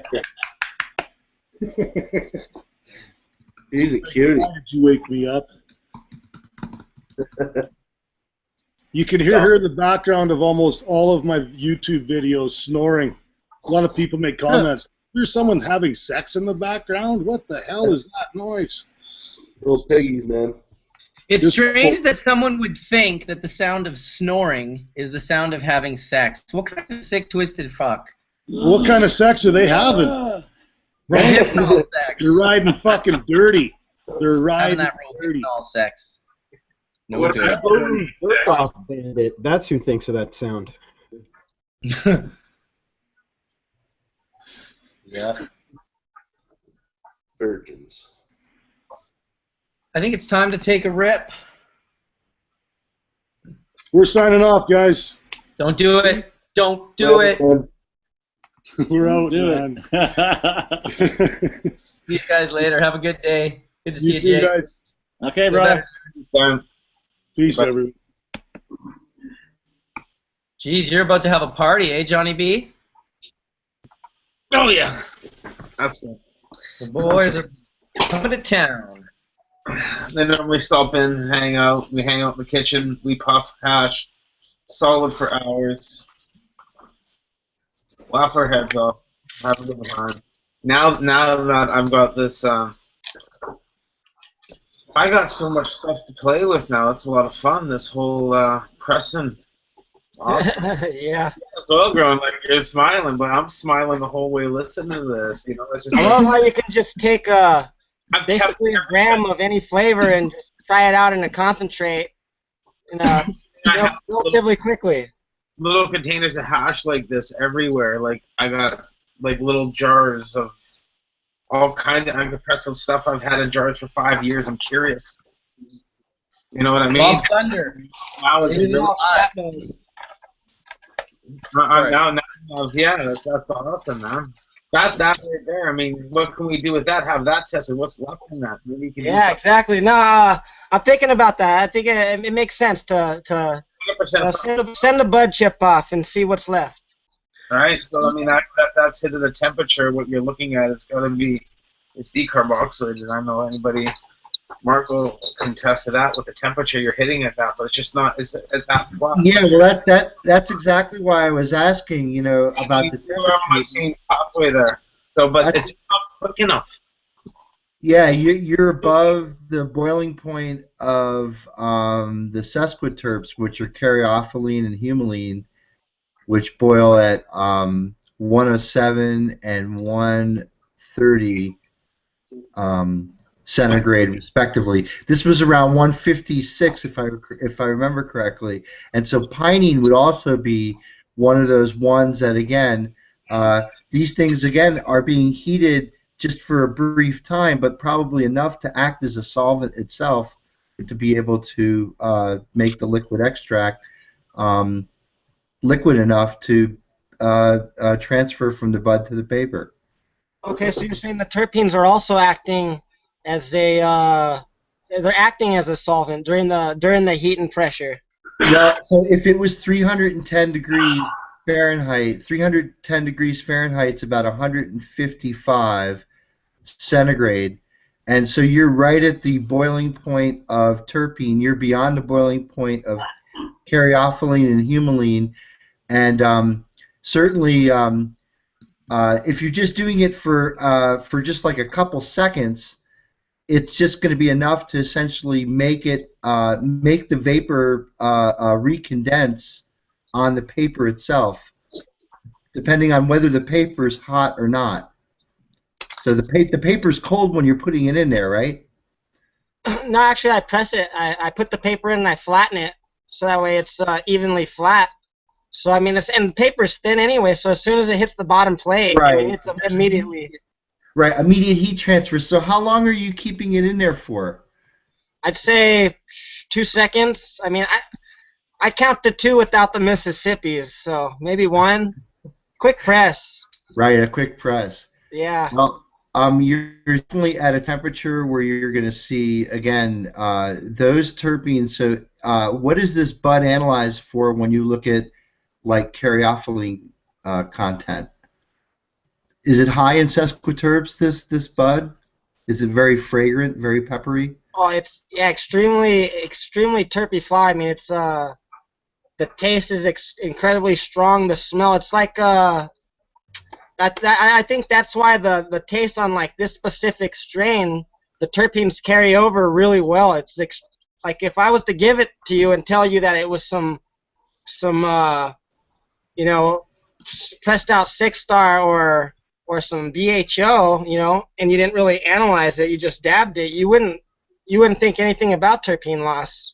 I mean, until I say heat was involved, then you're gonna start analyzing that, and that's right. where your brain starts thinking bad things about it, maybe degradation because of heat, THC, none of that. It doesn't mix, but at a short period of time, it's enough to bring it out, and obviously it's degrading and stuff, but it's getting the job done solventlessly, and it's a desirable product. Do you know if there's any decarb in this at all? Is it decarbing? Okay, let me see. Someone did a test. I haven't sent my samples off yet, but I'm sending you the link now, Mark, too. You can actually see in Jeff's test the start-off humulene and caryophyllene levels. He does a 30-second press of the hash, and you can see the start material, the rosin, and then the spent material. And you can look at those levels. It's in the Hash Church group on Facebook. Okay, I'll look at it. That's cool. So if you gently heat this hash, will you see a bubbling? Do you actually see effervescing like a soda, like a Coke? So, say that again. So, what do you mean if you gently heat, like on the press, or? So yeah, no. I mean, when you gently heat, if you gently heat it, if you gently heat a hash that hasn't been decarbed, you could actually see. Mine did. You know, effervescing. Oh yes, you could actually. We've done this with CBD oil before. It'll fizz like a Coke if you take. All over the outside, so like the oil stuck in the contaminant, or what? On the no melts, right? What would that? I mean, what is that? No, I'm just wondering, can you physically observe CO2 being coming off of the product itself in its decarboxylation? You see little bubbles. I mean, no, I would say the bubbles are coming from. It's hard to say because the bubbles are coming from scraping it and trapping the air. And it was all little bubbles. Right. But if you look at it on the paper spread out, no, it's not bubbles in it. It's a clear oil. Well, Mark, this is another great thing that we can tell by NMR instantly. We just drop that thing in the NMR magnet, and we'd be able to tell if there's been any decarb and what degree and what extent. I'll tell you, the temperature is sure not very long. I mean, people that decarb for hours. Yeah. He's pressing for 2 seconds, so I'm not so sure that there's any decarb at all. I have a test right here. It's 73% THCA and 10.5% THC. That's what I'm saying. I would not suspect that you were getting much decarboxylation when you're for 2 seconds. Yeah. Even at 30 seconds, that's nothing compared to the people who are like, oh, I decarbed my bud for 2 hours in a pressure cooker. Well, it depends on temperature, right? It depends on what temperature you're at. The other thing, it was interesting where the discussion was going before. When you take two things and you pressurize them together, it generates heat. So, I mean, if you're talking about using something like a hydraulic press or something that would be akin to what they use in industry, where you're using several tons, that generates a whole lot of heat. You're right. So that's for sure. Pressure does generate heat. The idea of creating heat meant that we needed less pressure, and that's what how I always figured pressing of any type of hash. You either needed more heat or more pressure. I think the other thing, Mark, and this touches on what we were talking about before with steam distillation, the water content in the bud when you do this process has probably got a big impact on the transfer of the resin to the paper, because in a way you're kind of like steam distilling again away from the bud. The resin out. It acts as a vessel, yes. Exactly. It makes total sense. Totally cool. Have you found that soil grown there's a perfect ratio of moisture to leave in the buds? Have you played around with that much and gone from the fresh all the way to the dry and seen where it really hits the best? Yeah, well, with like on this Wi-Fi, a drier Wi-Fi bud compared to like something that I didn't leave out that's nice and cured and perfect moisture content, you get bigger yields, it seems to be. I don't know if that's because the flour is so dry that it's acting as an absorbent, or like you're saying, the water's acting as a vessel because it's vaporizing at a much lower temp than the oil, so it's probably carrying it outwards. Also, with all that heat and pressure, everything wants to travel outwards anyways. I would definitely think the steam of the fresh bud, or the moisture content, is having a lot to do with carrying that resin outwards. Yeah, it makes sense physically. It's there. It's got to do something. You're heating it. It's going out. When it's steaming, it's coming out of the bud, the right direction to carry the resin. The resin, I'm not so sure, wouldn't melt and boil in the bud if the moisture wasn't there. It doesn't make a difference, right? I mean, the point is that even if you have even a trace amount of water in there, Mark, it's got to be serving some function because, again, you're heating it up, albeit for a very, very brief time, above its boiling point.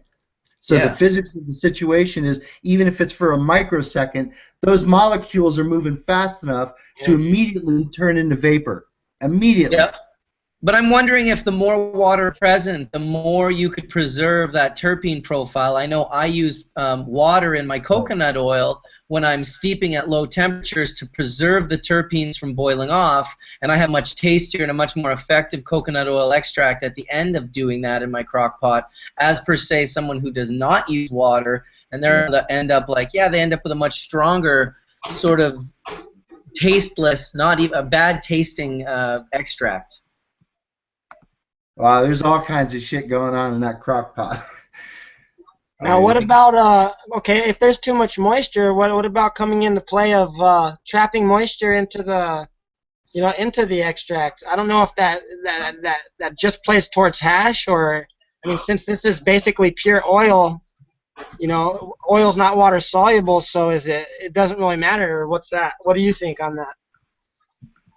Well, I mean, that's the whole analogy to steam distillation. Even though it's not water soluble, the interaction between the oily components, and particularly the terpenes, which are higher boiling, when they come in contact with water, their boiling points decrease significantly, like almost by a third. And that's the phenomena of steam distillation. That's how it's interesting. Mark, maybe you could put that little comment that we had on your post there up to church. So steam distillation itself basically is a way of taking water miscible materials away from plant materials by heating it up, usually with a jet of steam. And think of it like you're just sort of recovering the steam, and when you recover the steam, you get these little oil droplets that sometimes will coalesce together and make a separate oil phase. Yeah. That's essentially what you're doing. If there's moisture content in the bud when you put it in the press, and that moisture gets to the level where it turns into steam, you're essentially steam distilling the essential oils off the bud onto the paper. Makes sense. So then when it comes to a completely dried bud, that wouldn't apply then, right? Well, I don't know. I mean, it'd be interesting to do this on herb that's been completely dried or already decarbed or aged herb, to look at the I think that's what Bubbleman asked. What did you look at moisture content in terms of yield? Well, I feel like something like, say you were to leave something out to it just crumbled to a powder. If you were to try to press that, it's probably just going to crumble to a powder in its place. The oil, everything is going to be contaminated. There's no collection, there has to be some moisture content in the flour. So that's why I would say a properly cured flour is almost perfect. I feel like too much moisture, like you're saying how it vaporizes, if you have so much moisture in there and such a little oil content, maybe it's going to vaporize the oil faster. If you're trying to press a fresh bud, maybe there's so much moisture left in the flour that it's actually, you're not going to get anything because it's vaporizing so fast. Even though it's a short process, there's so much moisture content that it's vaporizing any oil content in it. Well, and the capsids that are within the trichome itself, as soon as they come in contact with something that's above water, because you got to remember, even though the lipid bilayer in these cells and the waxy layer that the trichome is actually composed of is not made of water and is water resistant. It's the yin and yang of hydrophobic hydrophilic interaction that actually keeps that structure intact. And so actually, while they are oil liking, which we call hydrophobic, so they don't like water, oleophilic, if you will. They're oleophilic, they like oil. They require water molecules to maintain the structure and the organization of those structures on the leaf surface. So as soon as that stuff is vaporized, all those structures get blown apart. And when all those structures get blown apart, the water molecules are moving, albeit for a very short period of time, at a temperature above their boiling point. So you've now vaporized that water. You've vaporized those sesquiterps that boil lower than if the temperature, if you said, was 350. 310 or something when we did it. 310. Okay. Yeah. So usually, like those T-shirt transfer, those polymers transfer typically. So what you're looking for in the polymer actually itself in the T-shirt, that when you print on a T-shirt, is what's called the glass transition temperature, and that's when it no longer is a polymer but kind of like a liquid, and that's the temperature at which it transfers. And typically, commercially, that's done in the neighborhood of about 350 degrees. I know I have a couple friends who have printing companies, and in their T-shirt printing processes, they run typically between 350 to maybe 335 to 350 degrees. So at those temperatures, I mean, you're going to be vaporizing. Again, let me go back to my chart here so I know what I'm talking about. So humulene goes at 107, caryophyllene at 130, pinene at 156, myrcene 168. So that starts getting on the ragged edge of where you can possibly be looking at, again, using the terpene content within the bud itself to essentially extract the cannabinoids away from the leaf and bring it to the paper surface. Makes sense. Totally. It has to. That's a great thing about chemistry. It makes sense.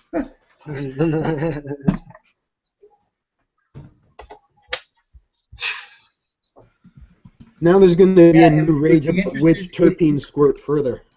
Yeah, and I think that we either talked about this on the Dunn show this week or on Hash Church about the effect that freezing in these live resin processes where you freeze the bud itself. And remember, the glandular trichome is sensitive to the fact that it needs water in the liquid state, and as soon as water freezes, those things shatter. So the effect that freezing also has is on the process might be interesting to look at.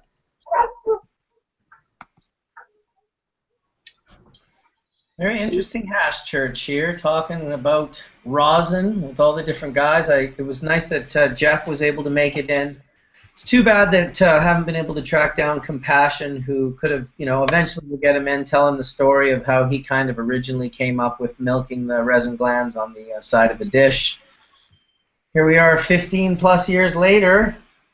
People are squishing buds, people are squishing no-melt hash, and other people are just growing perfect weed in perfect resin and extracting it in a perfect way using dry cef techniques and wet wash techniques and hydrocarbon techniques and a whole variety of options that, it's really moved everything forward quite well. It's impressive to see. It'll be interesting to see the response from the manufacturers of T-shirt presses, like the turkey bag people, when they find out what this rise in their market is due to. Dude, well, look at Pocono Screens and other screen companies that are already selling screens for dry sifting. Now they're going to be selling the other part of the machine for hot air extraction. It's pretty hilarious. I mean. Yeah. How about a little personal press out of grandma on your office desk or something? That's going to drive some like a marketing stapler. guy. That's going to drive some marketing guy berserk, and when he figures it out, he's going to love it. Okay, here's one. The self-proclaimed king of Nepal, Joe Petrie, claims that Skunkman, Sam Mila, Rob Clark, and Bubbleman have set modern hash making back with the introduction of sieve stacking mesh bags. Discuss. Have we set hash making back? I don't think so. What's the real discussion? There is no discussion. Joe Petrie's completely insane and doesn't deserve our attention. Next question. I think there's some entertainment value in that. If you read the article, it's pretty funny. It says, Skunkman Sam created Bubbleman. It's one of the best lines. Your dad or something? Definitely a good friend. Yeah, Tony looks like he's in a terp coma. Oh no, he left. They're out on the deck now. They're at his new place. He's in a penthouse now. The view must be better out there. There they are. There's the boys. They're gonna sit down. They're gonna hit that egg. Tony's like planning a new Dabs Over Denver episode for his new YouTube channel that you guys should all go check out. Dabs Over Denver.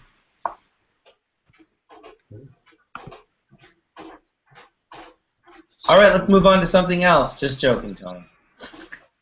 Hey, what's the LED update, Johnny B? Is there any LED cannabinoid measurements made? Yes, I've got it all done. I'm uploading the second part of the video right now on what I yielded from the 6 plants and what I saw, and I let it hang dry for 6 weeks because that's what I like to get my resin from it. And from the LED, I got 219 grams. From the HPS, I got 233 grams from the 6 different plants. Actually 5 because the 6th one, the Medi Hazes, I put all under the LED. And one thing I saw with that was if with the HPS with the 3 Medi Hazes under the HPS, when I put them underneath the LED for another month, they just so glued out the bottoms. It was actually, I'll do a video on that too, but I'm impressed. I'm going to say, you know what, it's comparable, but that was just doing 6 different strains to see if it was going to work. I'm going to say yes. With the Congolese, I got more, just a few more grams. With the Barbara, I got more. With the My Little Pony, I got roughly the same. With the Haley's Comet, it was just completely 2 different yields, and that's just because of the way the plant grows. It's just is what it is. And the Medi Kush, I put my worst one in there because it's my medicine, so I didn't really trust the LED in the beginning. But overall, it worked, guys. I mean, I did all the filming from start to finish. I weighed it all up, and it's comparable. So now it's about seeing what I can do with it next. Can we get better yields? Yes, I'm seeing a healthier plant growing with the LEDs. I'm not putting high heat on top of my plants anymore. It's a different feeding program. They're not eating as much, so they're not getting as much moisture isn't going into the air with the high temps. I bet you we're going to get better tasting resin, maybe more terps. I'm happy with it, to be honest. I mean, I'm in the next step. I'm going to do now see if I can do the yield comparison as in what I normally get from my room and what it's going to do and what I'll get coming up. That's all I can do, guys. It's just I'm happy with it. I've been growing for a long time. It's working, and with the new laws that they're trying to put on with our Supreme Court challenge here about high-intensity bulbs and fires with high balances, well, with this new technology, you don't have to worry about that anymore. So I'm happy. Great.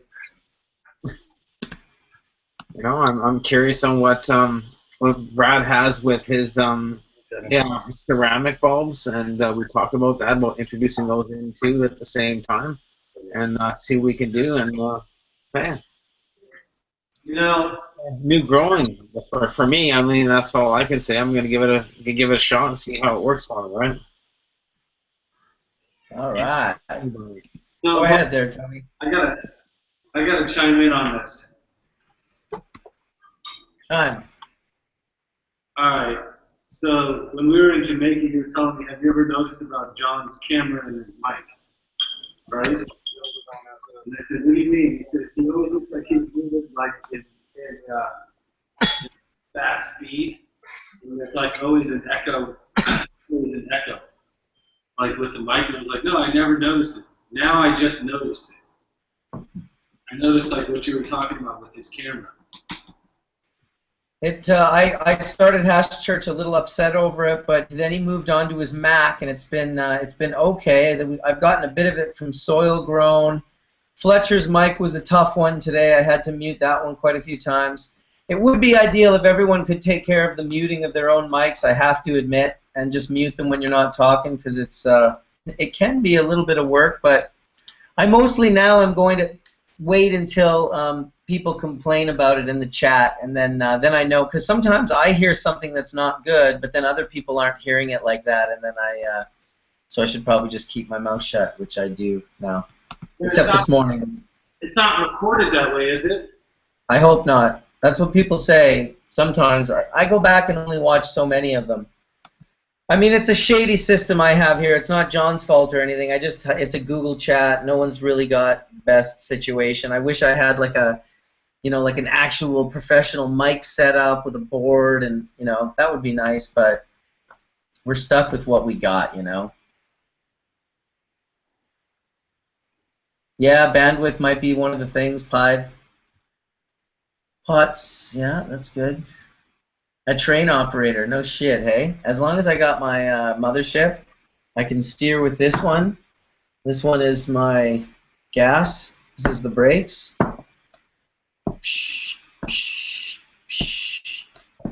Wear headphones. It's true, headphones do fix shitty mics. Oh, God, I never talk about stocks, dude. I don't know what the fuck are up with stocks. Stocks are stocks. Speculation. People love to speculate. Sometimes it works in your favor, sometimes it works against you. I don't put too much heed.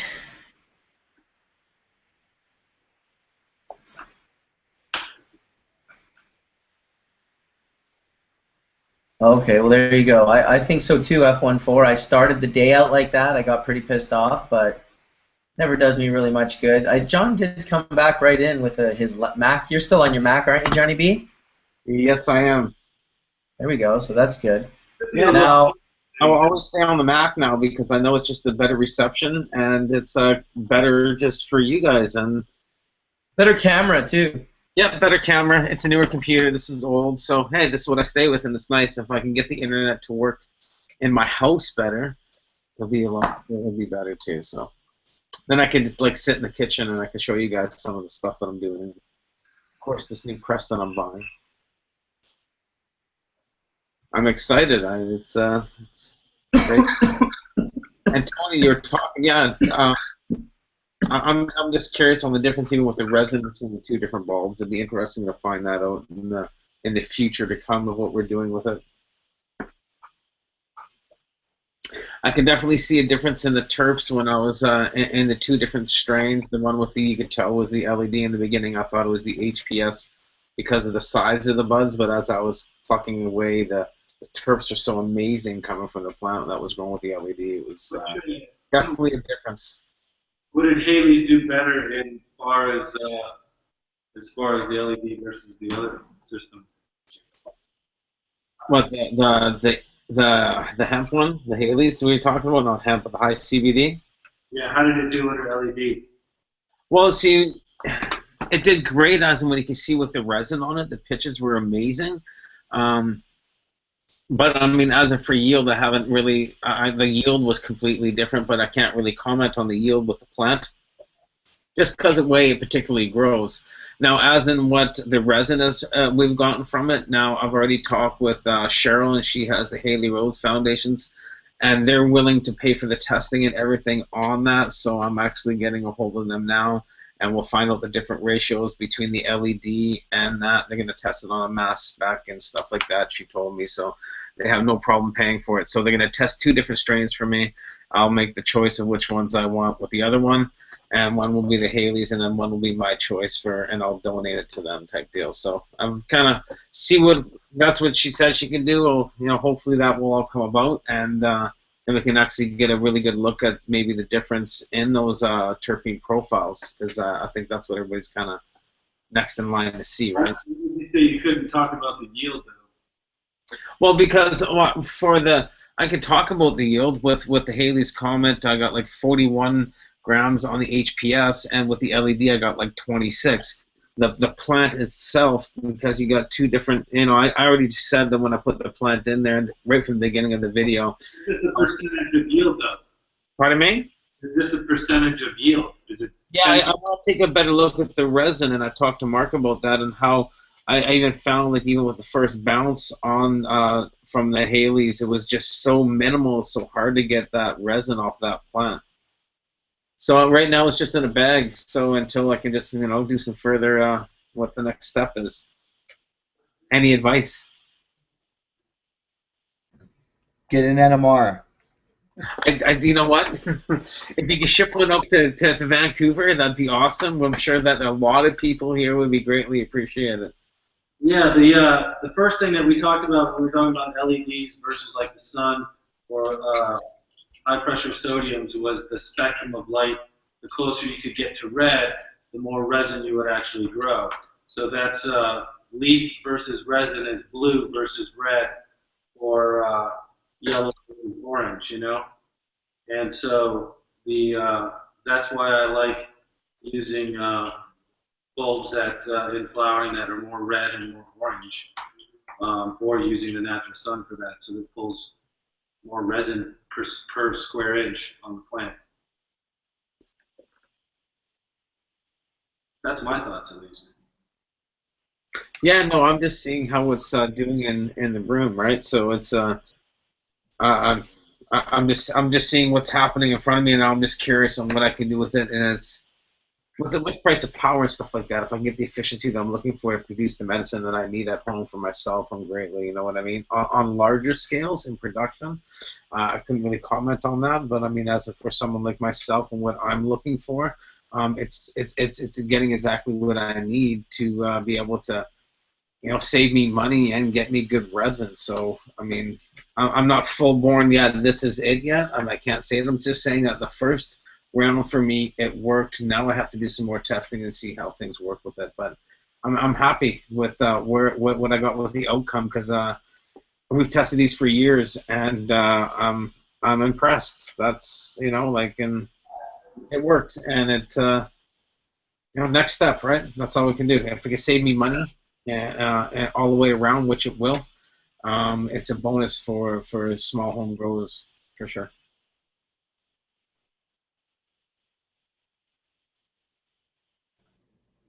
Cody, The what do bigger you think bonus about for the fact, larger like, grows. Hey guys, I'm out of here. For large grows, I think it's going to be great for pre-vegging and stuff like that, and being able to save money overall. Yeah, I mean, and we're seeing even with the height on it, I was able to get some good vegetative results from it, and that was in like week 3 of my video. You can see how great those plants are growing. You out of here, buddy? Peace, man. Dino.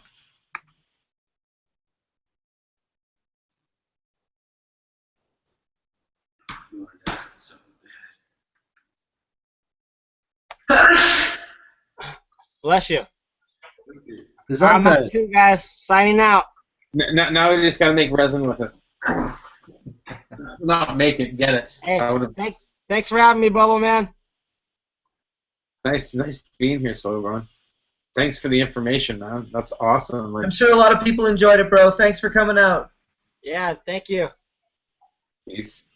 Peace. Good fun. A lot of people have been asking about that, to really do a little more than talking about it. Well, I mean, we gave them as much as we could today. If there's some new things that are discovered, we'll keep you guys updated here on Hash Church. That's how we do. Try to keep things on the cutting edge. If you guys know anyone that belongs on Hash Church, should be up here talking with us, has a particular discussion that you think should be heard, feel free to send me an email at bubbleman@bubblebag.com. Of course, if you haven't already, please subscribe to the channel and share the videos.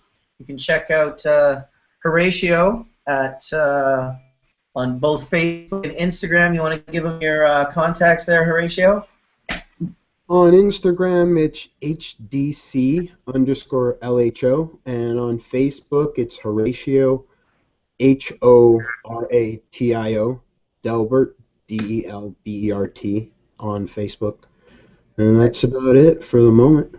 Perfect. We've got Soil Grown just left, but you can find him on Instagram at Soil Grown.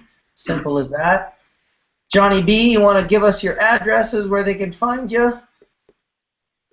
Where you guys can find me? Well, 420 Weedmaster on Instagram, personal.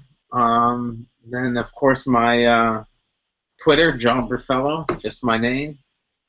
Facebook, John H. Berfelo. YouTube, John Berfelo. Pretty much just Google my name, you'll find me. How about you, Mark? How can people get in touch with you that have questions for you or want to be in touch? Check out what you're doing, your companies, what's going on. Yeah. So hey, Tony, tell Jason to look.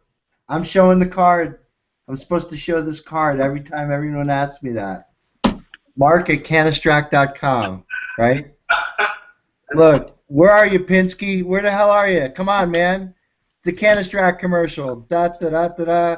It's the leaf turning into the drop, which we now know has something to do with bringing more science to the cannabis industry. Mark at canistrack.com. Send me your chemistry questions. Beautiful. Thank you, Mark. Yeah, no problem. Hey, Mark, I do have a suggestion for a speaker. Let's get Brad back on when John has a little more update on the LED, and we'll have a good follow-up on that LED. Absolutely. Thanks for the plug, first of all. Yeah, I see it, boss. I see it. All right. We got to get Alan Wade to answer your question about how we were at a Canagrow Expo here in Denver yesterday, and we've made a new friend recently named Alan Wade. And if you think Brad Higgins and Mark Scialdone are interesting to listen to when it comes to the science of cannabis, we got to get Alan on the Hash Church. He would be a great addition to the team, and just hearing him and Brad go back and forth on the science of lighting and spectrum would probably be a really good thing. So I'll work on that in the future as well. Absolutely. We might want to try and get Dave Pate in here for that same episode. Yeah. Yeah. All right. You guys want to give off all your contacts there, starting with Ken, so people can get in touch with you? They can check you out through Instagram, Facebook, YouTube. Yeah, definitely. You can find us, Trichome Heavy Extracts, on Instagram. Facebook is facebook.com/themelts. We also have a merch store, themelts.bigcartel.com. Yeah. No, I'm just yeah, you can find me at T Verzura. It's T as in Victor, ERZURA. I also do all of our Instagram for Blue River and United Cannabis as well. Talk louder! You can just find me at that one location. Pretty much gets you everywhere else. Just first and last name. Perfect. Right.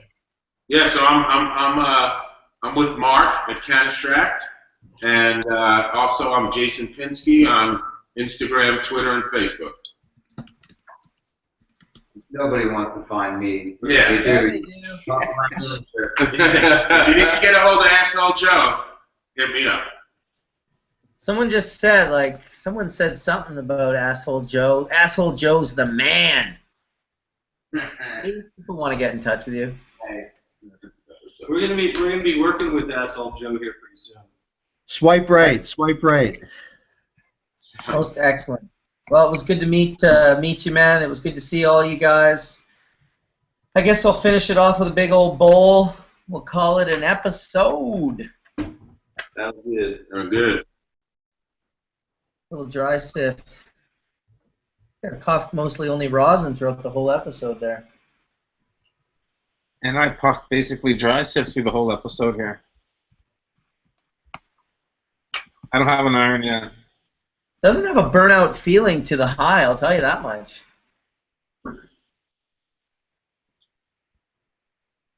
To Hash Church and to Hash.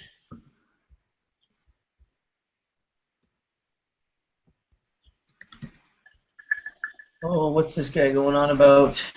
Uh-oh. Yeah, it's always the same thing. People always ask the same question over and over and over again. It's always the most dramatic question, too.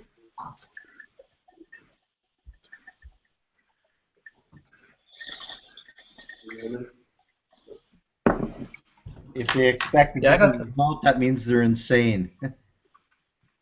I got some sour D's in my garden right now. A couple of them blooming out. I couldn't tell you how, how real they are or whatnot, but I guess I'll know when I've finished them. They sure are stretchy as fuck. Get your steaks ready. Oh, dude, forget about it. It's insane. Like crazier than any other plant I have. They're just like wow, wow, wow. Yeah, get the 6-foot steaks. Well, fuck. Those are good for poking your eyes out. Blood and shoulders. Yesterday. Oh, yesterday? Yeah. Okay. My wife was English. So it's like, oh, well, you know, it's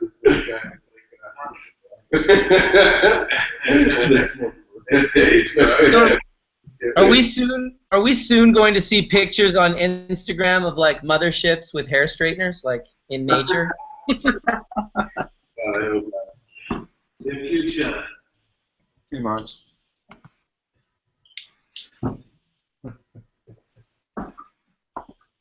Mark, have you seen the little hash irons? These little guys? Here, I'll show you. See if I can bring it up to the camera. Are they the ones that Max did?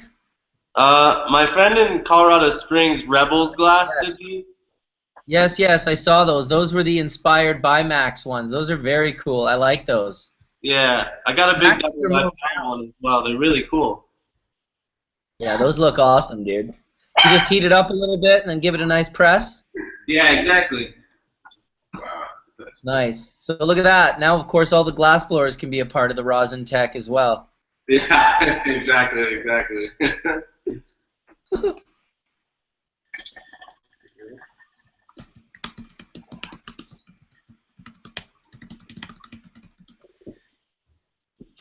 Oh, yes. Hey, dry sift is the smoothest.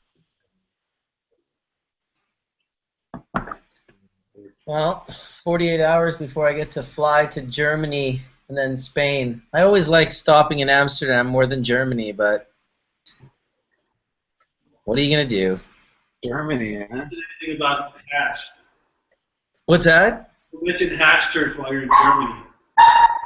Hey, we're down here in Germany doing some hash church live from a custom cell that I've been put in. Apparently you're not allowed to bring pounds of bubble hash into Germany, even if you're going to Spain from Canada. I did not know that, but I did not know I couldn't do that. I'll tell you, my shadiest Germany trip ever was like late at night, blazing in my friend's van. He was supposed to drive us. He ditched on us at the airport, left me the keys to his van.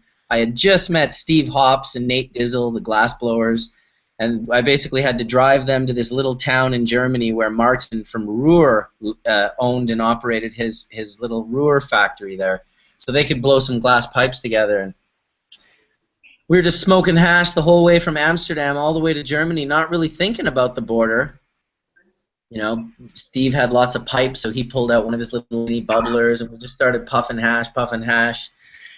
And you know, at one point we literally we blew through the border because it was closed, and we really were lucky in that sense, because it would have not been the same trip had those people not gone home and decided to keep the border open a little longer. Have you ever heard of a border closing? Because that's some shit they do on the Dutch-German border. They just like, oh, it's 11 o'clock, we gotta close the border. Like, cars can still go through, we just won't be here anymore. Wow.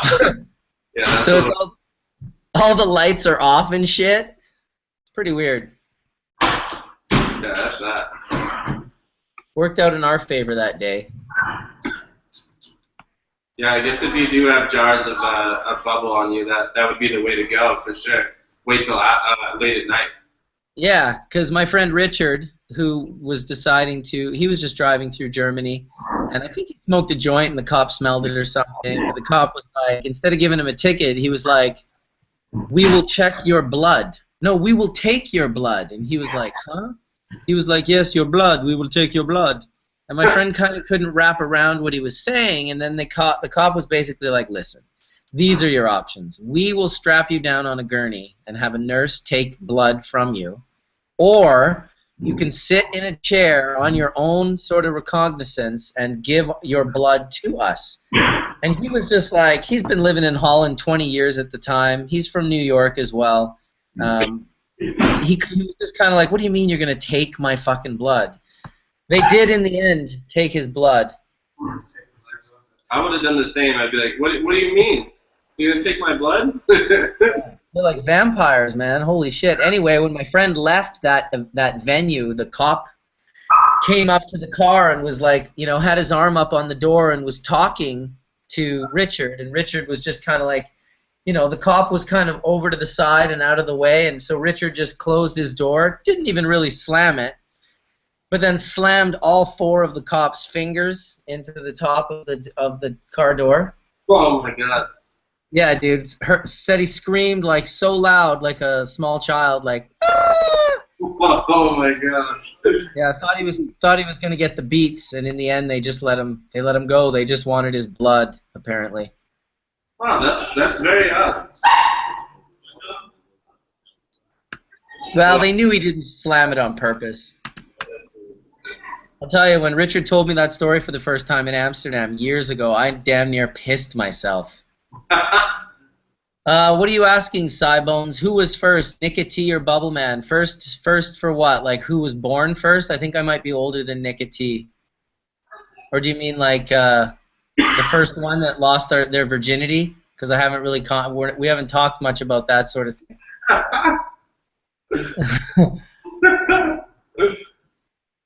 Not sure what he's asking. Yeah, not quite sure on that one. No. Maybe it's like anyway, guys, chicken and the egg question.